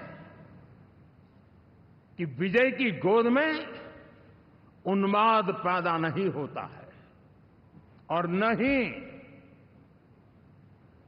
पराजित लोगों के प्रति उपहास करने के हमारे संस्कार हैं। हम विजय को भी पचाते हैं और पराजित का भी उपहास करने की विकृति हम नहीं पालते हैं। ये हमारे संस्कार हैं। आप किसी भी बालक को पूछो कि भाई लोकसभा के चुनाव के पहले सरकार किसकी थी, तो कहेगा एनडीए। 24 के नतीजों के बाद सरकार किसकी बनी, एनडीए। फिर हारे कहां से भाई? पहले भी एनडीए थी, आज भी एनडीए और कल भी एनडीए है।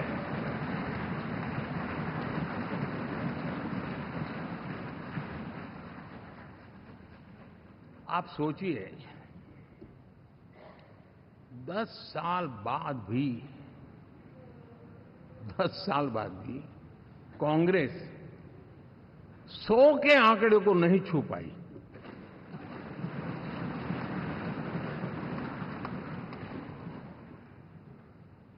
और अगर मैं 14, 19 और 24 3 चुनावों को जोड़ करके कहूं, कांग्रेस के 3 चुनाव जोड़ूं, तो इन 3 चुनावों में जितनी सीटें मिली है उससे ज्यादा हमें इस चुनाव में मिली है।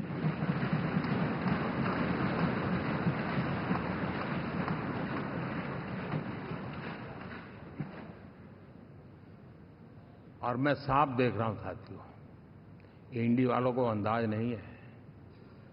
वे धीरे धीरे पहले तो डूब रहे थे, अब तेज गति से ये गर्त में जाने वाले हैं।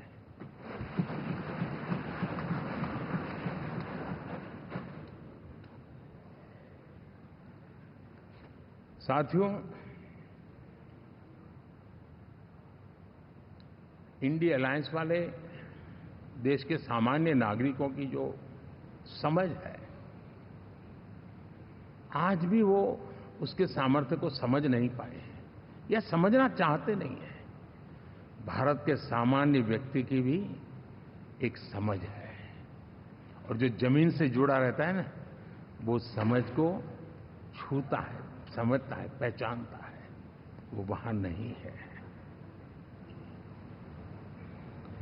साथियों, इन लोगों का जो व्यवहार रहा है 4 तारीख के बाद, मैं आशा करता था कि वे लोकतंत्र का सम्मान करेंगे, लेकिन उनके व्यवहार से लगता है कि शायद उनमें ये संस्कार आए, इसके लिए हमें और इंतजार करना पड़ेगा। और तो मैं ज्यादा कुछ कह नहीं सकता। और ये वो लोग हैं जो खुद की पार्टी के पीएम का अपमान करते हैं, उसके निर्णयों को फाड़ देते थे। खुद की पार्टी को विदेशी मेहमान आ जाए तो उसके लिए चेयर नहीं होती थी। ये सारे दृश्य आपने देखे हैं। ठीक। और मैं समझता हूं कि इन सारी स्थितियों में से हम लोकतंत्र की मजबूती और जनता जनार्दन के प्रति आस्था, इसको हम, साथियों, लोकतंत्र हमें सबका सम्मान करना सिखाती है। विपक्ष में भी जो सांसद जीत करके आए हैं, मैं उनको भी बधाई देता हूं।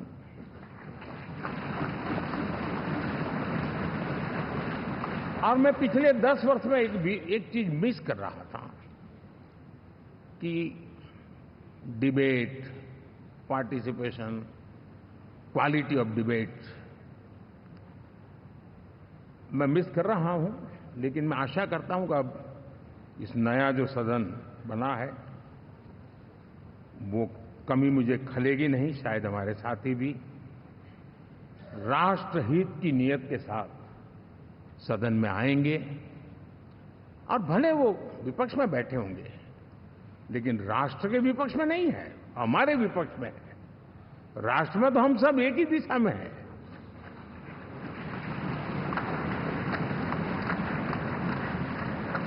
राष्ट्र में हमारा कोई पक्ष विपक्ष नहीं है। राष्ट्र में तो हम 140 करोड़ है। और मैं आशा करता हूं कि वो राष्ट्रहित की भावना को लेकर के सदन में आएंगे और सदन को समृद्धि देने में वे कुछ न कुछ योगदान करेंगे। साथियों, 24 का जनादेश एक बात को बार बार मजबूती दे रहा है, बार बार मजबूती दे रहा है कि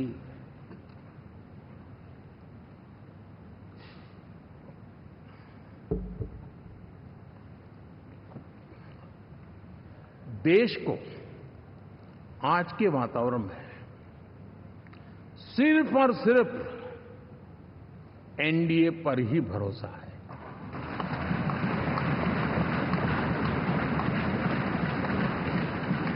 और जब इतना अटूट विश्वास है, इतना भरोसा है, तो स्वाभाविक है देश की अपेक्षाएं भी बढ़ेगी।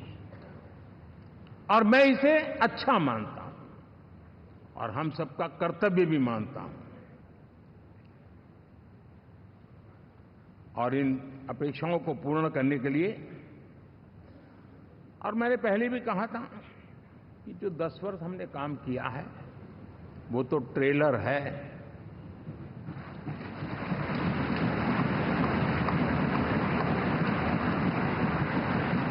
और वो मेरा चुनावी वाक्य नहीं था, ये मेरा कमिटमेंट है। हमें और तेजी से, और विस्तार से, और तेज गति से देश के आकांक्षाओं को पूर्ण करने में रत्ती भर भी विलंब नहीं करना है।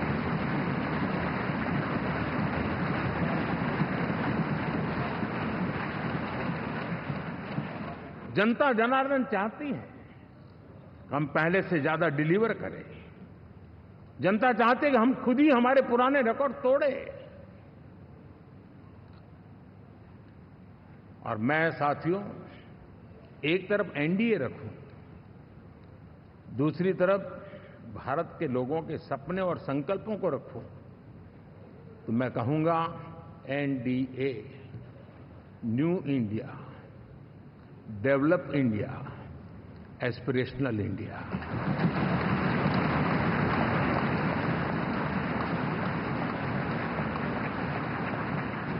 और इसी सपने और संकल्पों को पूरा करना, ये हम सबका संकल्प भी है, कमिटमेंट भी है, और हमारे पास रोड मैप भी है।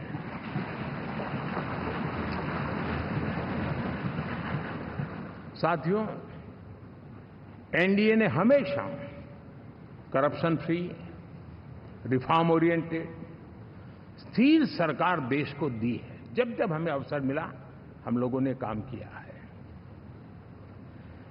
उसके सामने कांग्रेस नेतृत्व वाली यूपीए, अब उन्होंने पुरानी अपनी छवि सुधारने के लिए नाम बदल दिया, लेकिन पहचान घोटालों की है। आए दिन घोटाले, यही पहचान रही है। और नाम बदलने के बावजूद भी देश उनके घोटालों को नहीं भुला है, उनको नकारा है।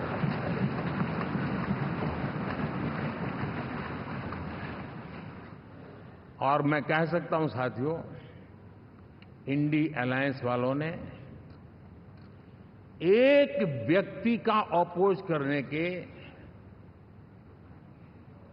वन पॉइंट एजेंडा के कारण देश की जनता ने उनको ही ऑपोजिशन में बिठा दिया है।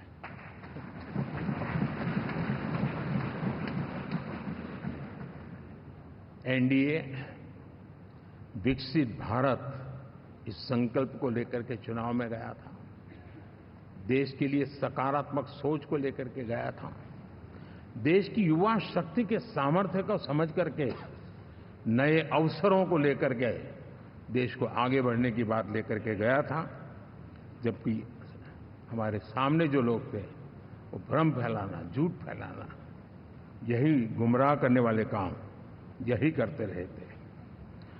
अब एनडीए और उनका देखें, इवन नामांकन में जाएंगे तो भी आपको देखेगा उनका चुनाव प्रचार, उनका नामांकन, हम लोगों का एक एक दृश्य देख लीजिए और उनका एक एक दृश्य देखिए, कितना बड़ा अंतर है।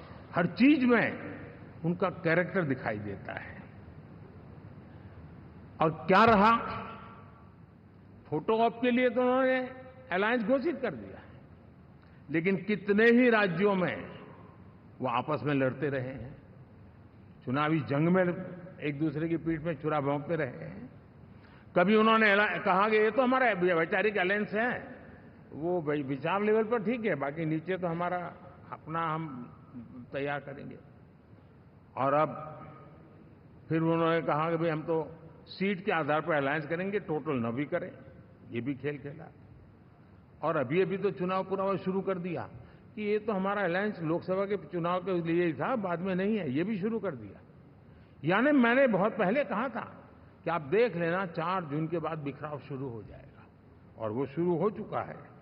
इसका मतलब ये हुआ कि वो सिर्फ और सिर्फ सत्ता सुख के लिए एक दूसरे का साथ देने की कोशिश करते थे, लेकिन उनमें उनका अगर स्वार्थ निश्चित होता तो साथ देना, वरना नहीं देना, ये कैरेक्टर था। साथियों, ये लोग कितने ही बड़े झूठे बोलते रहे हैं। और आप देखिए, चुनाव के समय उन्होंने देश के सामान्य नागरिक को गुमराह करने के लिए जो पर्चियां बांटी कि ये देंगे और वो देंगे और टिकना देंगे, फलाना देंगे, 2 दिन से मैं देख रहा हूं कि कांग्रेस के दफ्तरों पर लोग कतार लगा के खड़े हैं कि ये पर्ची है, 1 लाख रुपया कहाँ है, लाओ भाई, मांग रहे हैं लोग। यानी आपने जनता जनार्दन की आंखों में कैसा उनको भ्रमित किया, कैसी आंख में धूल झोंक दी कि वो बेचारा सामान्य नागरिक मान के चलता था, हाँ भाई 4 जून के बाद रुपया मिल जाएगा, इसलिए वो जाके खड़ा रह गया। और अब उसको धक्का मारा जा रहा है, डंडे मारे जा रहे हैं, वहां से निकाला जा रहा है। अब इस प्रकार का चुनाव ये अपने आप में देश के गरीबों का अपमान है, हमारे देश के सामान्य नागरिकों का अपमान है।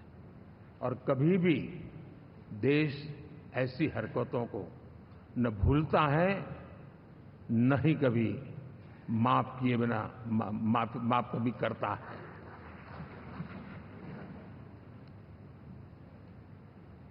साथियों, हमारे लिए संतोष की बात है कि हम एक कमिटमेंट से काम कर रहे हैं। 10 साल में हमने 25 करोड़ गरीबों को गरीबी से बाहर निकाला है।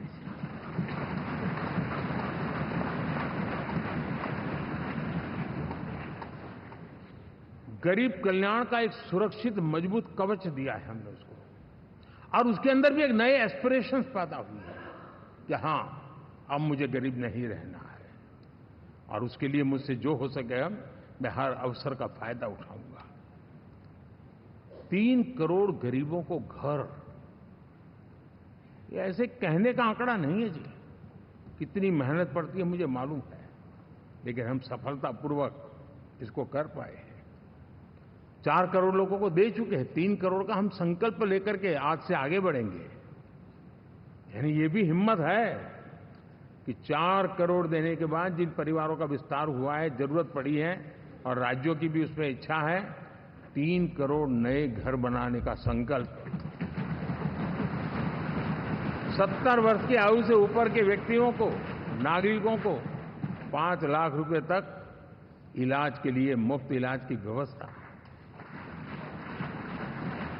मुद्रा योजना के तहत हमारे नौजवानों को कारोबार के लिए 20 लाख तक की उनकी बैंक से उनको लोन मिले, इसकी व्यवस्था।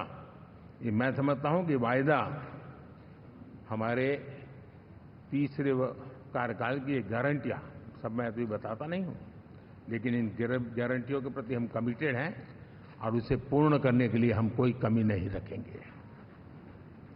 साथियों, गरीब का सशक्तिकरण और मिडिल क्लास को सुविधा, ये हमारी प्राथमिकता है, क्योंकि मध्यम वर्ग अब इस देश का एक बहुत बड़ा चालक बल है। भारत की ग्रोथ स्टोरी में ये ऐसे ऐसे नए फोर्सेस में देख रहा हूं जो हमारी बहुत बड़ी शक्ति बनने वाले हैं, और इसलिए हम उस पर भी उतना ही, और मिडिल क्लास की बचत कैसे बढ़े, सेविंग कैसे बने, उसके लिए, उसके क्वालिटी ऑफ लाइफ के लिए हम क्या कर सकते हैं, हमारी योजनाओं का विस्तार कैसे किया जाए, हमारे नीति नियमों में बदलाव कैसे किया जाए, उस पर भी हम आने वाले दिनों में काम चाहते हैं। साथियों, पंचायत से पार्लियामेंट तक हमारी नारी शक्ति की सक्रिय भागीदारी, ये हमारा कमिटमेंट है, और हमने हमारे पिछले कार्यकाल में नारी शक्ति वंदन अधिनियम करके उस बात को हमने आगे बढ़ाया है। और वो दिन दूर नहीं होगा जब हमारे सदन में बहुत बड़ी तादाद में हमारी माताएं बहनें देश का नेतृत्व करती हुई दिखाई देगी।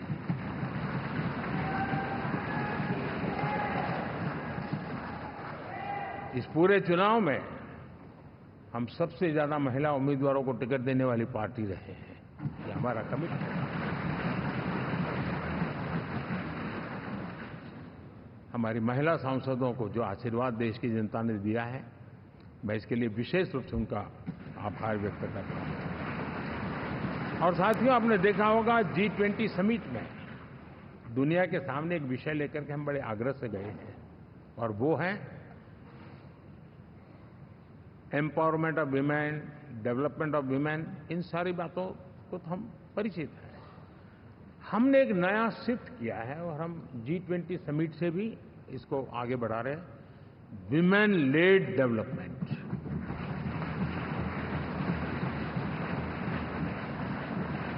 एक बार हमारा इस प्रकार का कमिटमेंट बनता है तो परिवर्तन बिल्कुल साफ नजर आता है।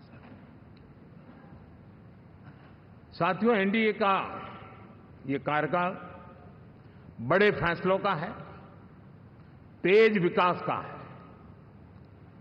और अब हम समय गंवाना नहीं चाहते कि हम 5 नंबर की इकोनॉमी से 3 नंबर की इकोनॉमी पर पहुंचना है।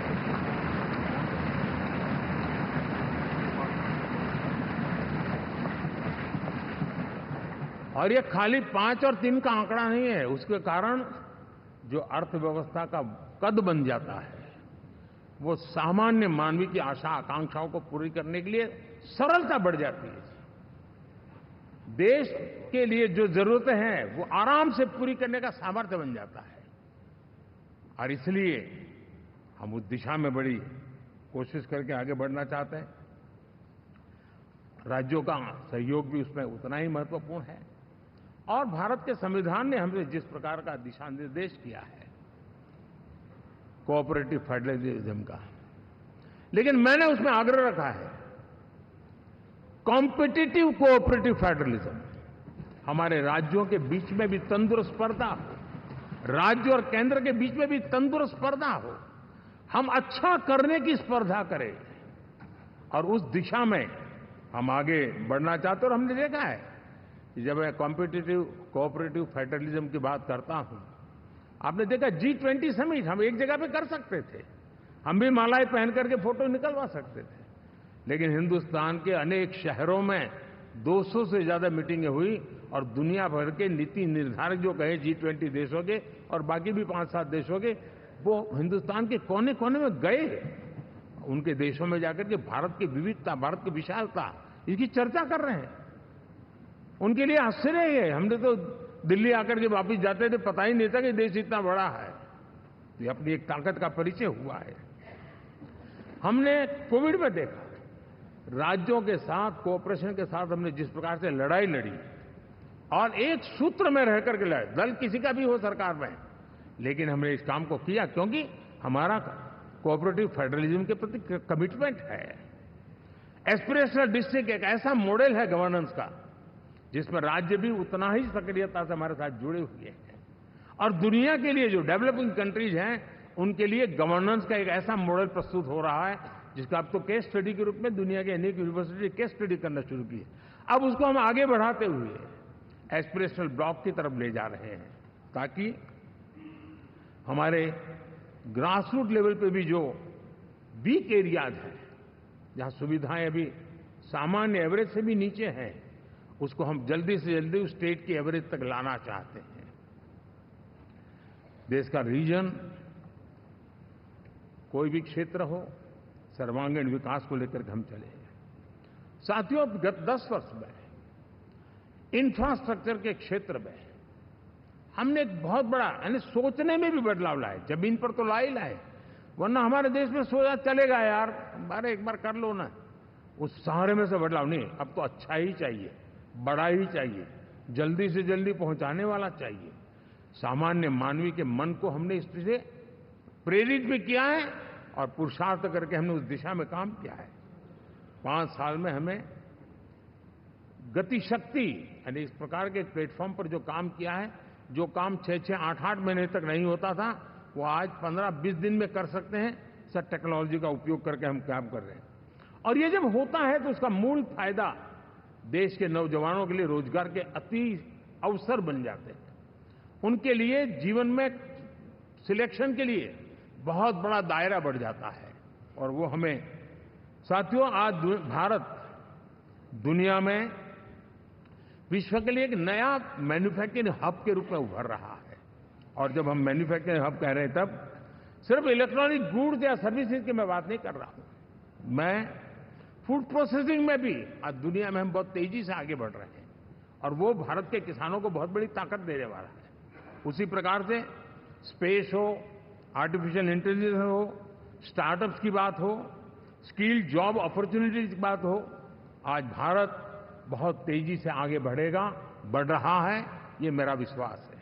साथियों, मुद्रा योजना, ड्रोन दीदी, विश्वकर्मा योजना, इसने भी नई संभावनाओं को जन्म दिया है।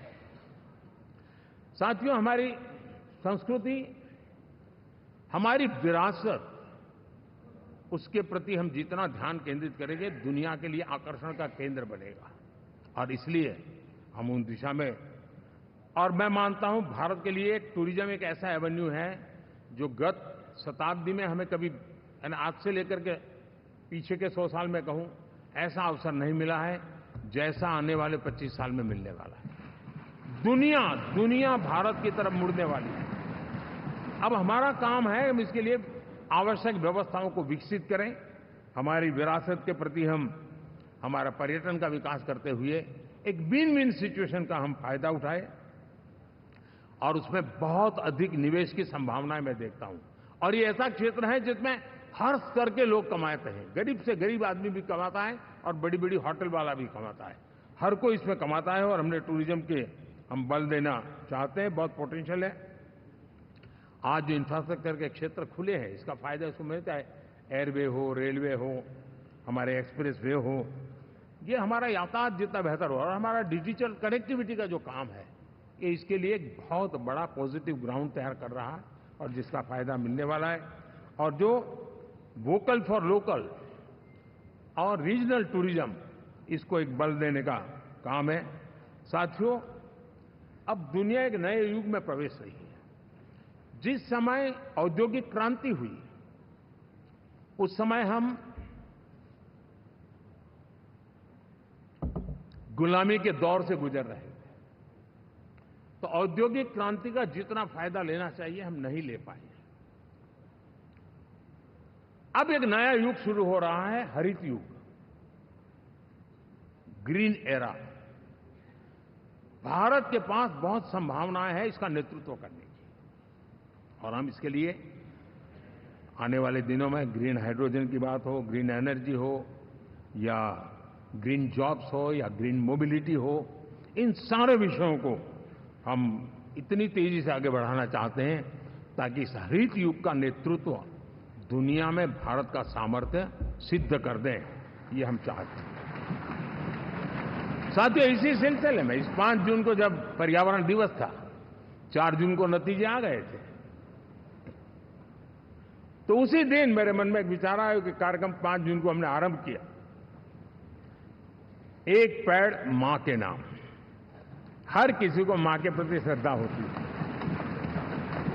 और मैं भी देशवासियों को कहूंगा कि आने वाले समय में कभी आपकी माताजी का जन्मदिन हो, क्या कोई और शुभ दिन हो, अपनी मां के नाम पर एक पेड़ लगाइए, और मां जीवित हैं तो साथ लेकर जाइए, उनकी फोटो आप सोशल मीडिया में अपलोड कीजिए, और मां नहीं है तो उनकी फोटो रख करके एक पेड़ लगाइए, और वो अपनी मां का भी सम्मान होगा और धरती मां की सेवा होगी। हम इन 2 माताओं की सेवा करें। साथियों, एनडीए, अब भारत आइसोलेशन में नहीं जी सकता। वैश्विक परिवेश में भारत की भूमिका दिनों दिन बहुत बढ़ती चली जा रही है। 2014 में जब एनडीए की सरकार बनी, पूरे विश्व में उसी एक पल से ही एक नया जिज्ञासा पैदा हुई, थोड़ी आशा के संकेत उनको नजर आने लगे, और फिर उस बदलाव बहुत बड़ा तेजी से आया। और पिछले 10 वर्ष में भारत ने जिन कामों को बढ़ लिया है, आज भारत की छवि विश्व बंधु की बन चुकी है। दोस्तों, विश्व हमें एक बंधु के रूप में स्वीकार कर रहा है, और जब दुनिया हमें विश्व बंधु के रूप में स्वीकारती है तो हमारी वैश्विक जिम्मेवारियों को भी हमने हमारे आने वाले रोड मैप में महत्व देना ही होगा। और भारत की सफल विदेश नीति ने अच्छे परिणाम भी दिए हैं। हमने हर संकट को उस प्रकार से हैंडल किया जिस प्रकार से मानवीय मूल्यों को हमने प्राथमिकता दी, उसका परिणाम है कि सामान्य मानवी के मन में ये विश्व बंधु वाला भाव बहुत मजबूत हुआ, और भारत का सेवा भाव का जो कैरेक्टर है उसको विश्व ने पहचाना है। चाहे यूक्रेन का संकट हो, चाहे अफगानिस्तान का संकट हो, हर हमारे लोगों को बचाना हो, हमने किसी भी में हमने कोई कमी नहीं रखी है। और साथियों, ये क्षमता के कारण भारत में निवेश की संभावनाएं बहुत बढ़ने वाली है। मैं राज्यों से भी कहूंगा कि आप प्रगतिशील नीतियां बनाकर रेडी रहिए। विश्व आज आपके आंगन पे दरवाजे पर दस्तक दे रहा है, और जो राज्य ज्यादा स्पष्ट नीतियों के साथ आएगा, जो राज्य उन कंपनियां विदेश जाने वाले लोगों को ठीक से हैंडल करेगा, उसको बेनिफिट मिलने ही वाला है।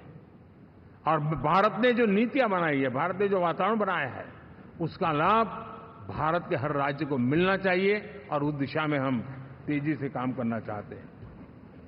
साथियों, हमने G20 समिट में देखा है, दुनिया का भारत के प्रति नजरिया बदला है। जो लोग इन चीजों को माइन्यूटली देखते होंगे उनको पता होगा कि G20 एक प्रकार से कई संकटों से गुजर रहा था। उतार चढ़ाव आते रहते थे, बिखराव भी नजर आ रहा था, लेकिन भारत में G20 आने के बाद नए प्राण से भर गया है, नया सामर्थ्य आ गया है। और ये भारत की ताकत है कि उसने पूरे विश्व को जोड़ने में G20 के माध्यम से बहुत बड़ा काम किया है। और उसके इन दिनों भी जो परिणाम आए, इसके बाद मेरा काफी समय विदेश के सरकारों से फोन अभिनंदन स्वीकार करने में गया, और शायद मैं 14 में 19 में भी ऐसा अनुभव नहीं था जितना इस बार फ्लो है। दुनिया के करीब करीब अब नाम ले, उसने भारत को शुभेच्छा व्यक्त की है या बात करने की कोशिश की है। यानी ये वैश्विक जो हमारा ताकत है उसका परिचय करवा रहा है, और उसके कारण मैं मानता हूं कि विश्व में हमारा सम्मान और साथ साथ भारत में निवेश, ये दोनों संभावनाएं बढ़ रही है। साथियों, हमारे संविधान का 75वां वर्ष है, हम चाहते हैं कि संविधान हमारी संवैधानिक संस्थाओं का संरक्षण भर इसके मात्र के लिए है, ऐसा नहीं, कोई अदालत में धाराओं का उपयोग करके काम करने के लिए नहीं है। ये एक हमारी भावना है, हमारा स्पिरिट है, और हमें इस 75 साल को ऐसे मनाना है ताकि हम संविधान के स्पिरिट को जन जन तक पहुंचाएं। हर जन को संविधान की जो भावना है, कर्तव्य की भावना है, अनेक बात ऐसे इस बात है, उन सब प्रति समर्पण उसका बढ़े, उस दिशा में हम काम करना चाहते हैं। साथियों, छत्रपति शिवाजी महाराज के राज्याभिषेक के 350 वर्ष के उत्सव में देश आज रंगा हुआ है, और हमारे लिए सबसे बड़ी प्रेरणा है, क्योंकि उसमें राष्ट्र प्रथम की भावना है। छत्रपति शिवाजी महाराज को याद करते ही राष्ट्र प्रथम की भावना हमें मजबूती देती है, और इसलिए हम देश में इसी एजेंडा को आगे रखते हुए, और जब इसी समय 350 साल का पर्व आया है, तो हमें अपनी पॉलिसी और परफॉर्मेंस और सामान्य मानवीय का जीवन बेहतर करना है, उसमें जरा भी विलंब नहीं करना है। साथियों, विकास की सारी तैयारियां, रोड मैप लेकर को हम चलेंगे ही, चल रहे हैं, लेकिन साथ साथ हम नए नए सांसद आए हैं, कुछ पुराने सांसद हैं, कुछ ज्यादा अनुभवी सांसद भी हैं। आप देखते हैं कि इन दिनों, पिछले 2 दिन से आप टीवी पे देखते होंगे, एक भी सच्चाई मुझे उसमें नजर नहीं आई। कोई ये कह रहा है, कोई वो कह रहा था, सब मैंने कहा भी जरा पूछो तो ये जानकारी लाते कहां से, गपगोले चला रहे, किसी के खाते में कुछ भी डाल करके चल रहा है। मतलब ये थोड़े दिन, क्योंकि 10 साल से ऐसे अवसर नहीं मिले हैं, तो शायद ये उबाल जरा ज्यादा रहेगा। लेकिन आप मान के चलिए जी, ऐसे लोग कोई पहुंचेंगे, बस साहब मेरा अच्छा संबंध है, मंत्री में आपका नंबर कर सकता हूं, आया, हमें भी पता नहीं होता यार, हो सकता है मिनिस्टर बनने का ही रास्ता होगा, तो हम भी गलती से उसका हाथ पकड़ लेते हैं, और वो पता नहीं वो किस खाई में डुबो देता है। कभी कभी तो शायद अब तो टेक्नोलॉजी ऐसी है कि हो सकता है मेरे सिग्नेचर से कोई लिस्ट बाहर निकल जाए कि ये मंत्री बन गए, हो सकता है कोई बुद्धिमान डिपार्टमेंट भी बांट दे। तो आजकल कई लोग सरकार बनाने में लगे हुए हैं, मंत्री पद बांट रहे हैं, पद बांट रहे हैं, व्यवस्था बांट रहे हैं। मैं आपसे आग्रहपूर्वक कहता हूं, और जो मोदी को जानते हैं, ये सारे प्रयास निरर्थक है वे।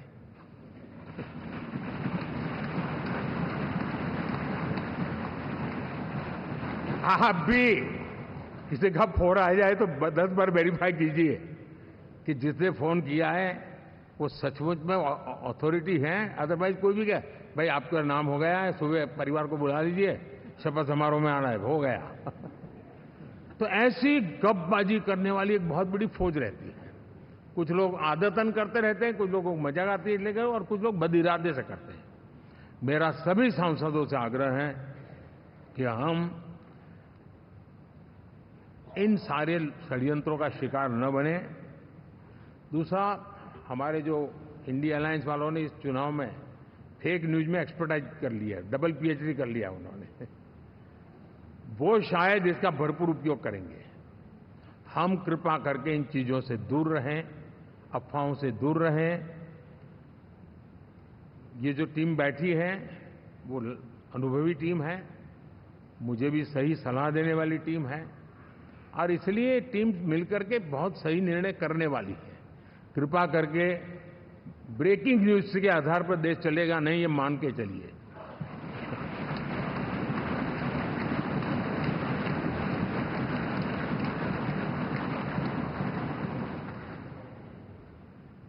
साथियों, विकसित भारत का संकल्प लेकर के हम चले हैं। 3 नंबर की इकोनॉमी पहुंचना मैं जानता हूं, निश्चित रोड मैप के साथ उसको हम पार करने वाले हैं। और मैंने पहले भी कहा था कि मेरा पल पल देश के नाम है, मेरा पल पल आप लोगों के नाम है, मैं 24/7 अवेलेबल हूं।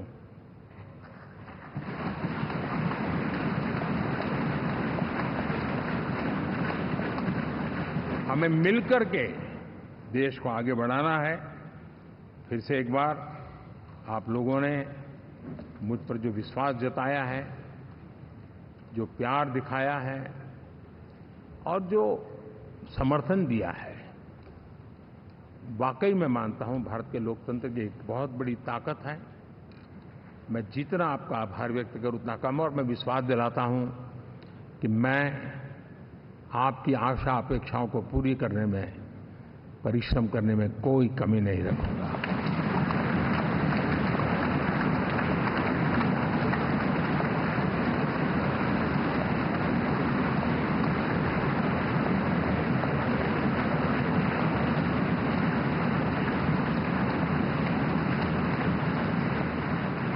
मेरे लिए जन्म सिर्फ और सिर्फ वन लाइफ वन मिशन, और वो है मेरी भारत माता। ये मिशन है 140 करोड़ देशवासियों के सपनों को पूरा करने के लिए खप जाना।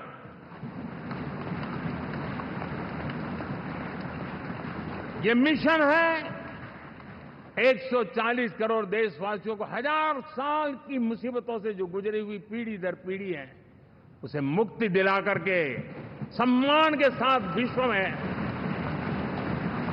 मेरा हर देशवासी दुनिया उसे देखे तो उसका मन कर जाए, काश ये हिंदुस्तान का है, अरे नजर मिल जाए तो अच्छा होगा। ये मैं स्थिति पैदा करना चाहता हूं।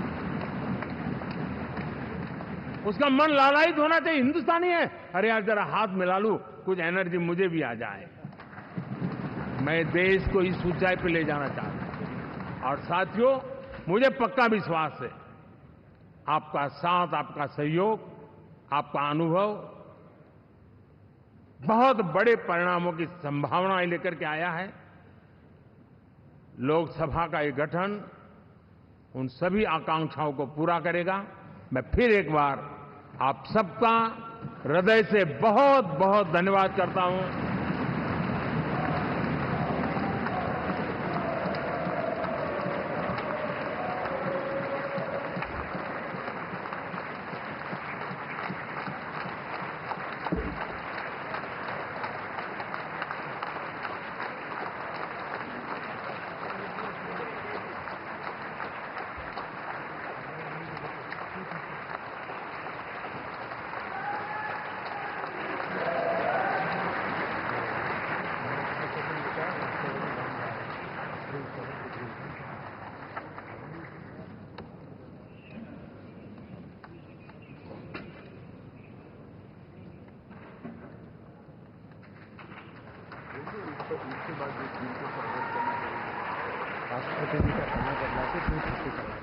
जो एनडीए के साथी स्वागत करना चाहते हैं वो आगे आ सकते हैं, और बाकी भी जो फिर पार्टी के वरिष्ठ नेता भी स्वागत करना चाहते हैं वो आगे आ सकते हैं। एनडीए के वरिष्ठ नेता राष्ट्रपति भवन की ओर भी इसके बाद जाएंगे। तो एनडीए के साथी तमिलनाडु देवनाथ, हाँ जाओ जाओ।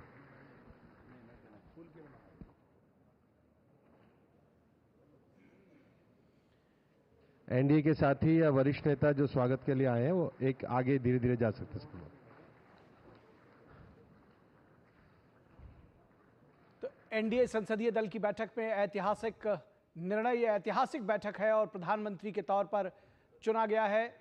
एनडीए संसदीय दल का नेता चुना गया है प्रधानमंत्री नरेंद्र मोदी को। तो एक बार फिर से तीसरी बार लगातार देश की बागडोर संभालने जा रहे हैं नरेंद्र मोदी, और ये ऐतिहासिक पल है जब सभी दलों ने सर्वसम्मति से, एनडीए से जुड़े सभी घटक दलों ने सर्वसम्मति से नरेंद्र मोदी को अपना नेता चुना है। और इस तरह से जवाहरलाल नेहरू के बाद अब प्रधानमंत्री नरेंद्र मोदी इकलौते ऐसे व्यक्ति होंगे जो लगातार तीसरी बार प्रधानमंत्री के पद पर आसीन होंगे। हमारे संवाददाता शैलेंद्र मिश्रा इस पूरी खबर पर बातचीत करने के लिए हमारे साथ मौजूद हैं। शैलेंद्र, कितना बड़ा ऐतिहासिक पल है और किस तरह से देखते हैं इस एनडीए की बैठक को? तमाम जो आशंकाएं थी वो खारिज हुई हैं, तमाम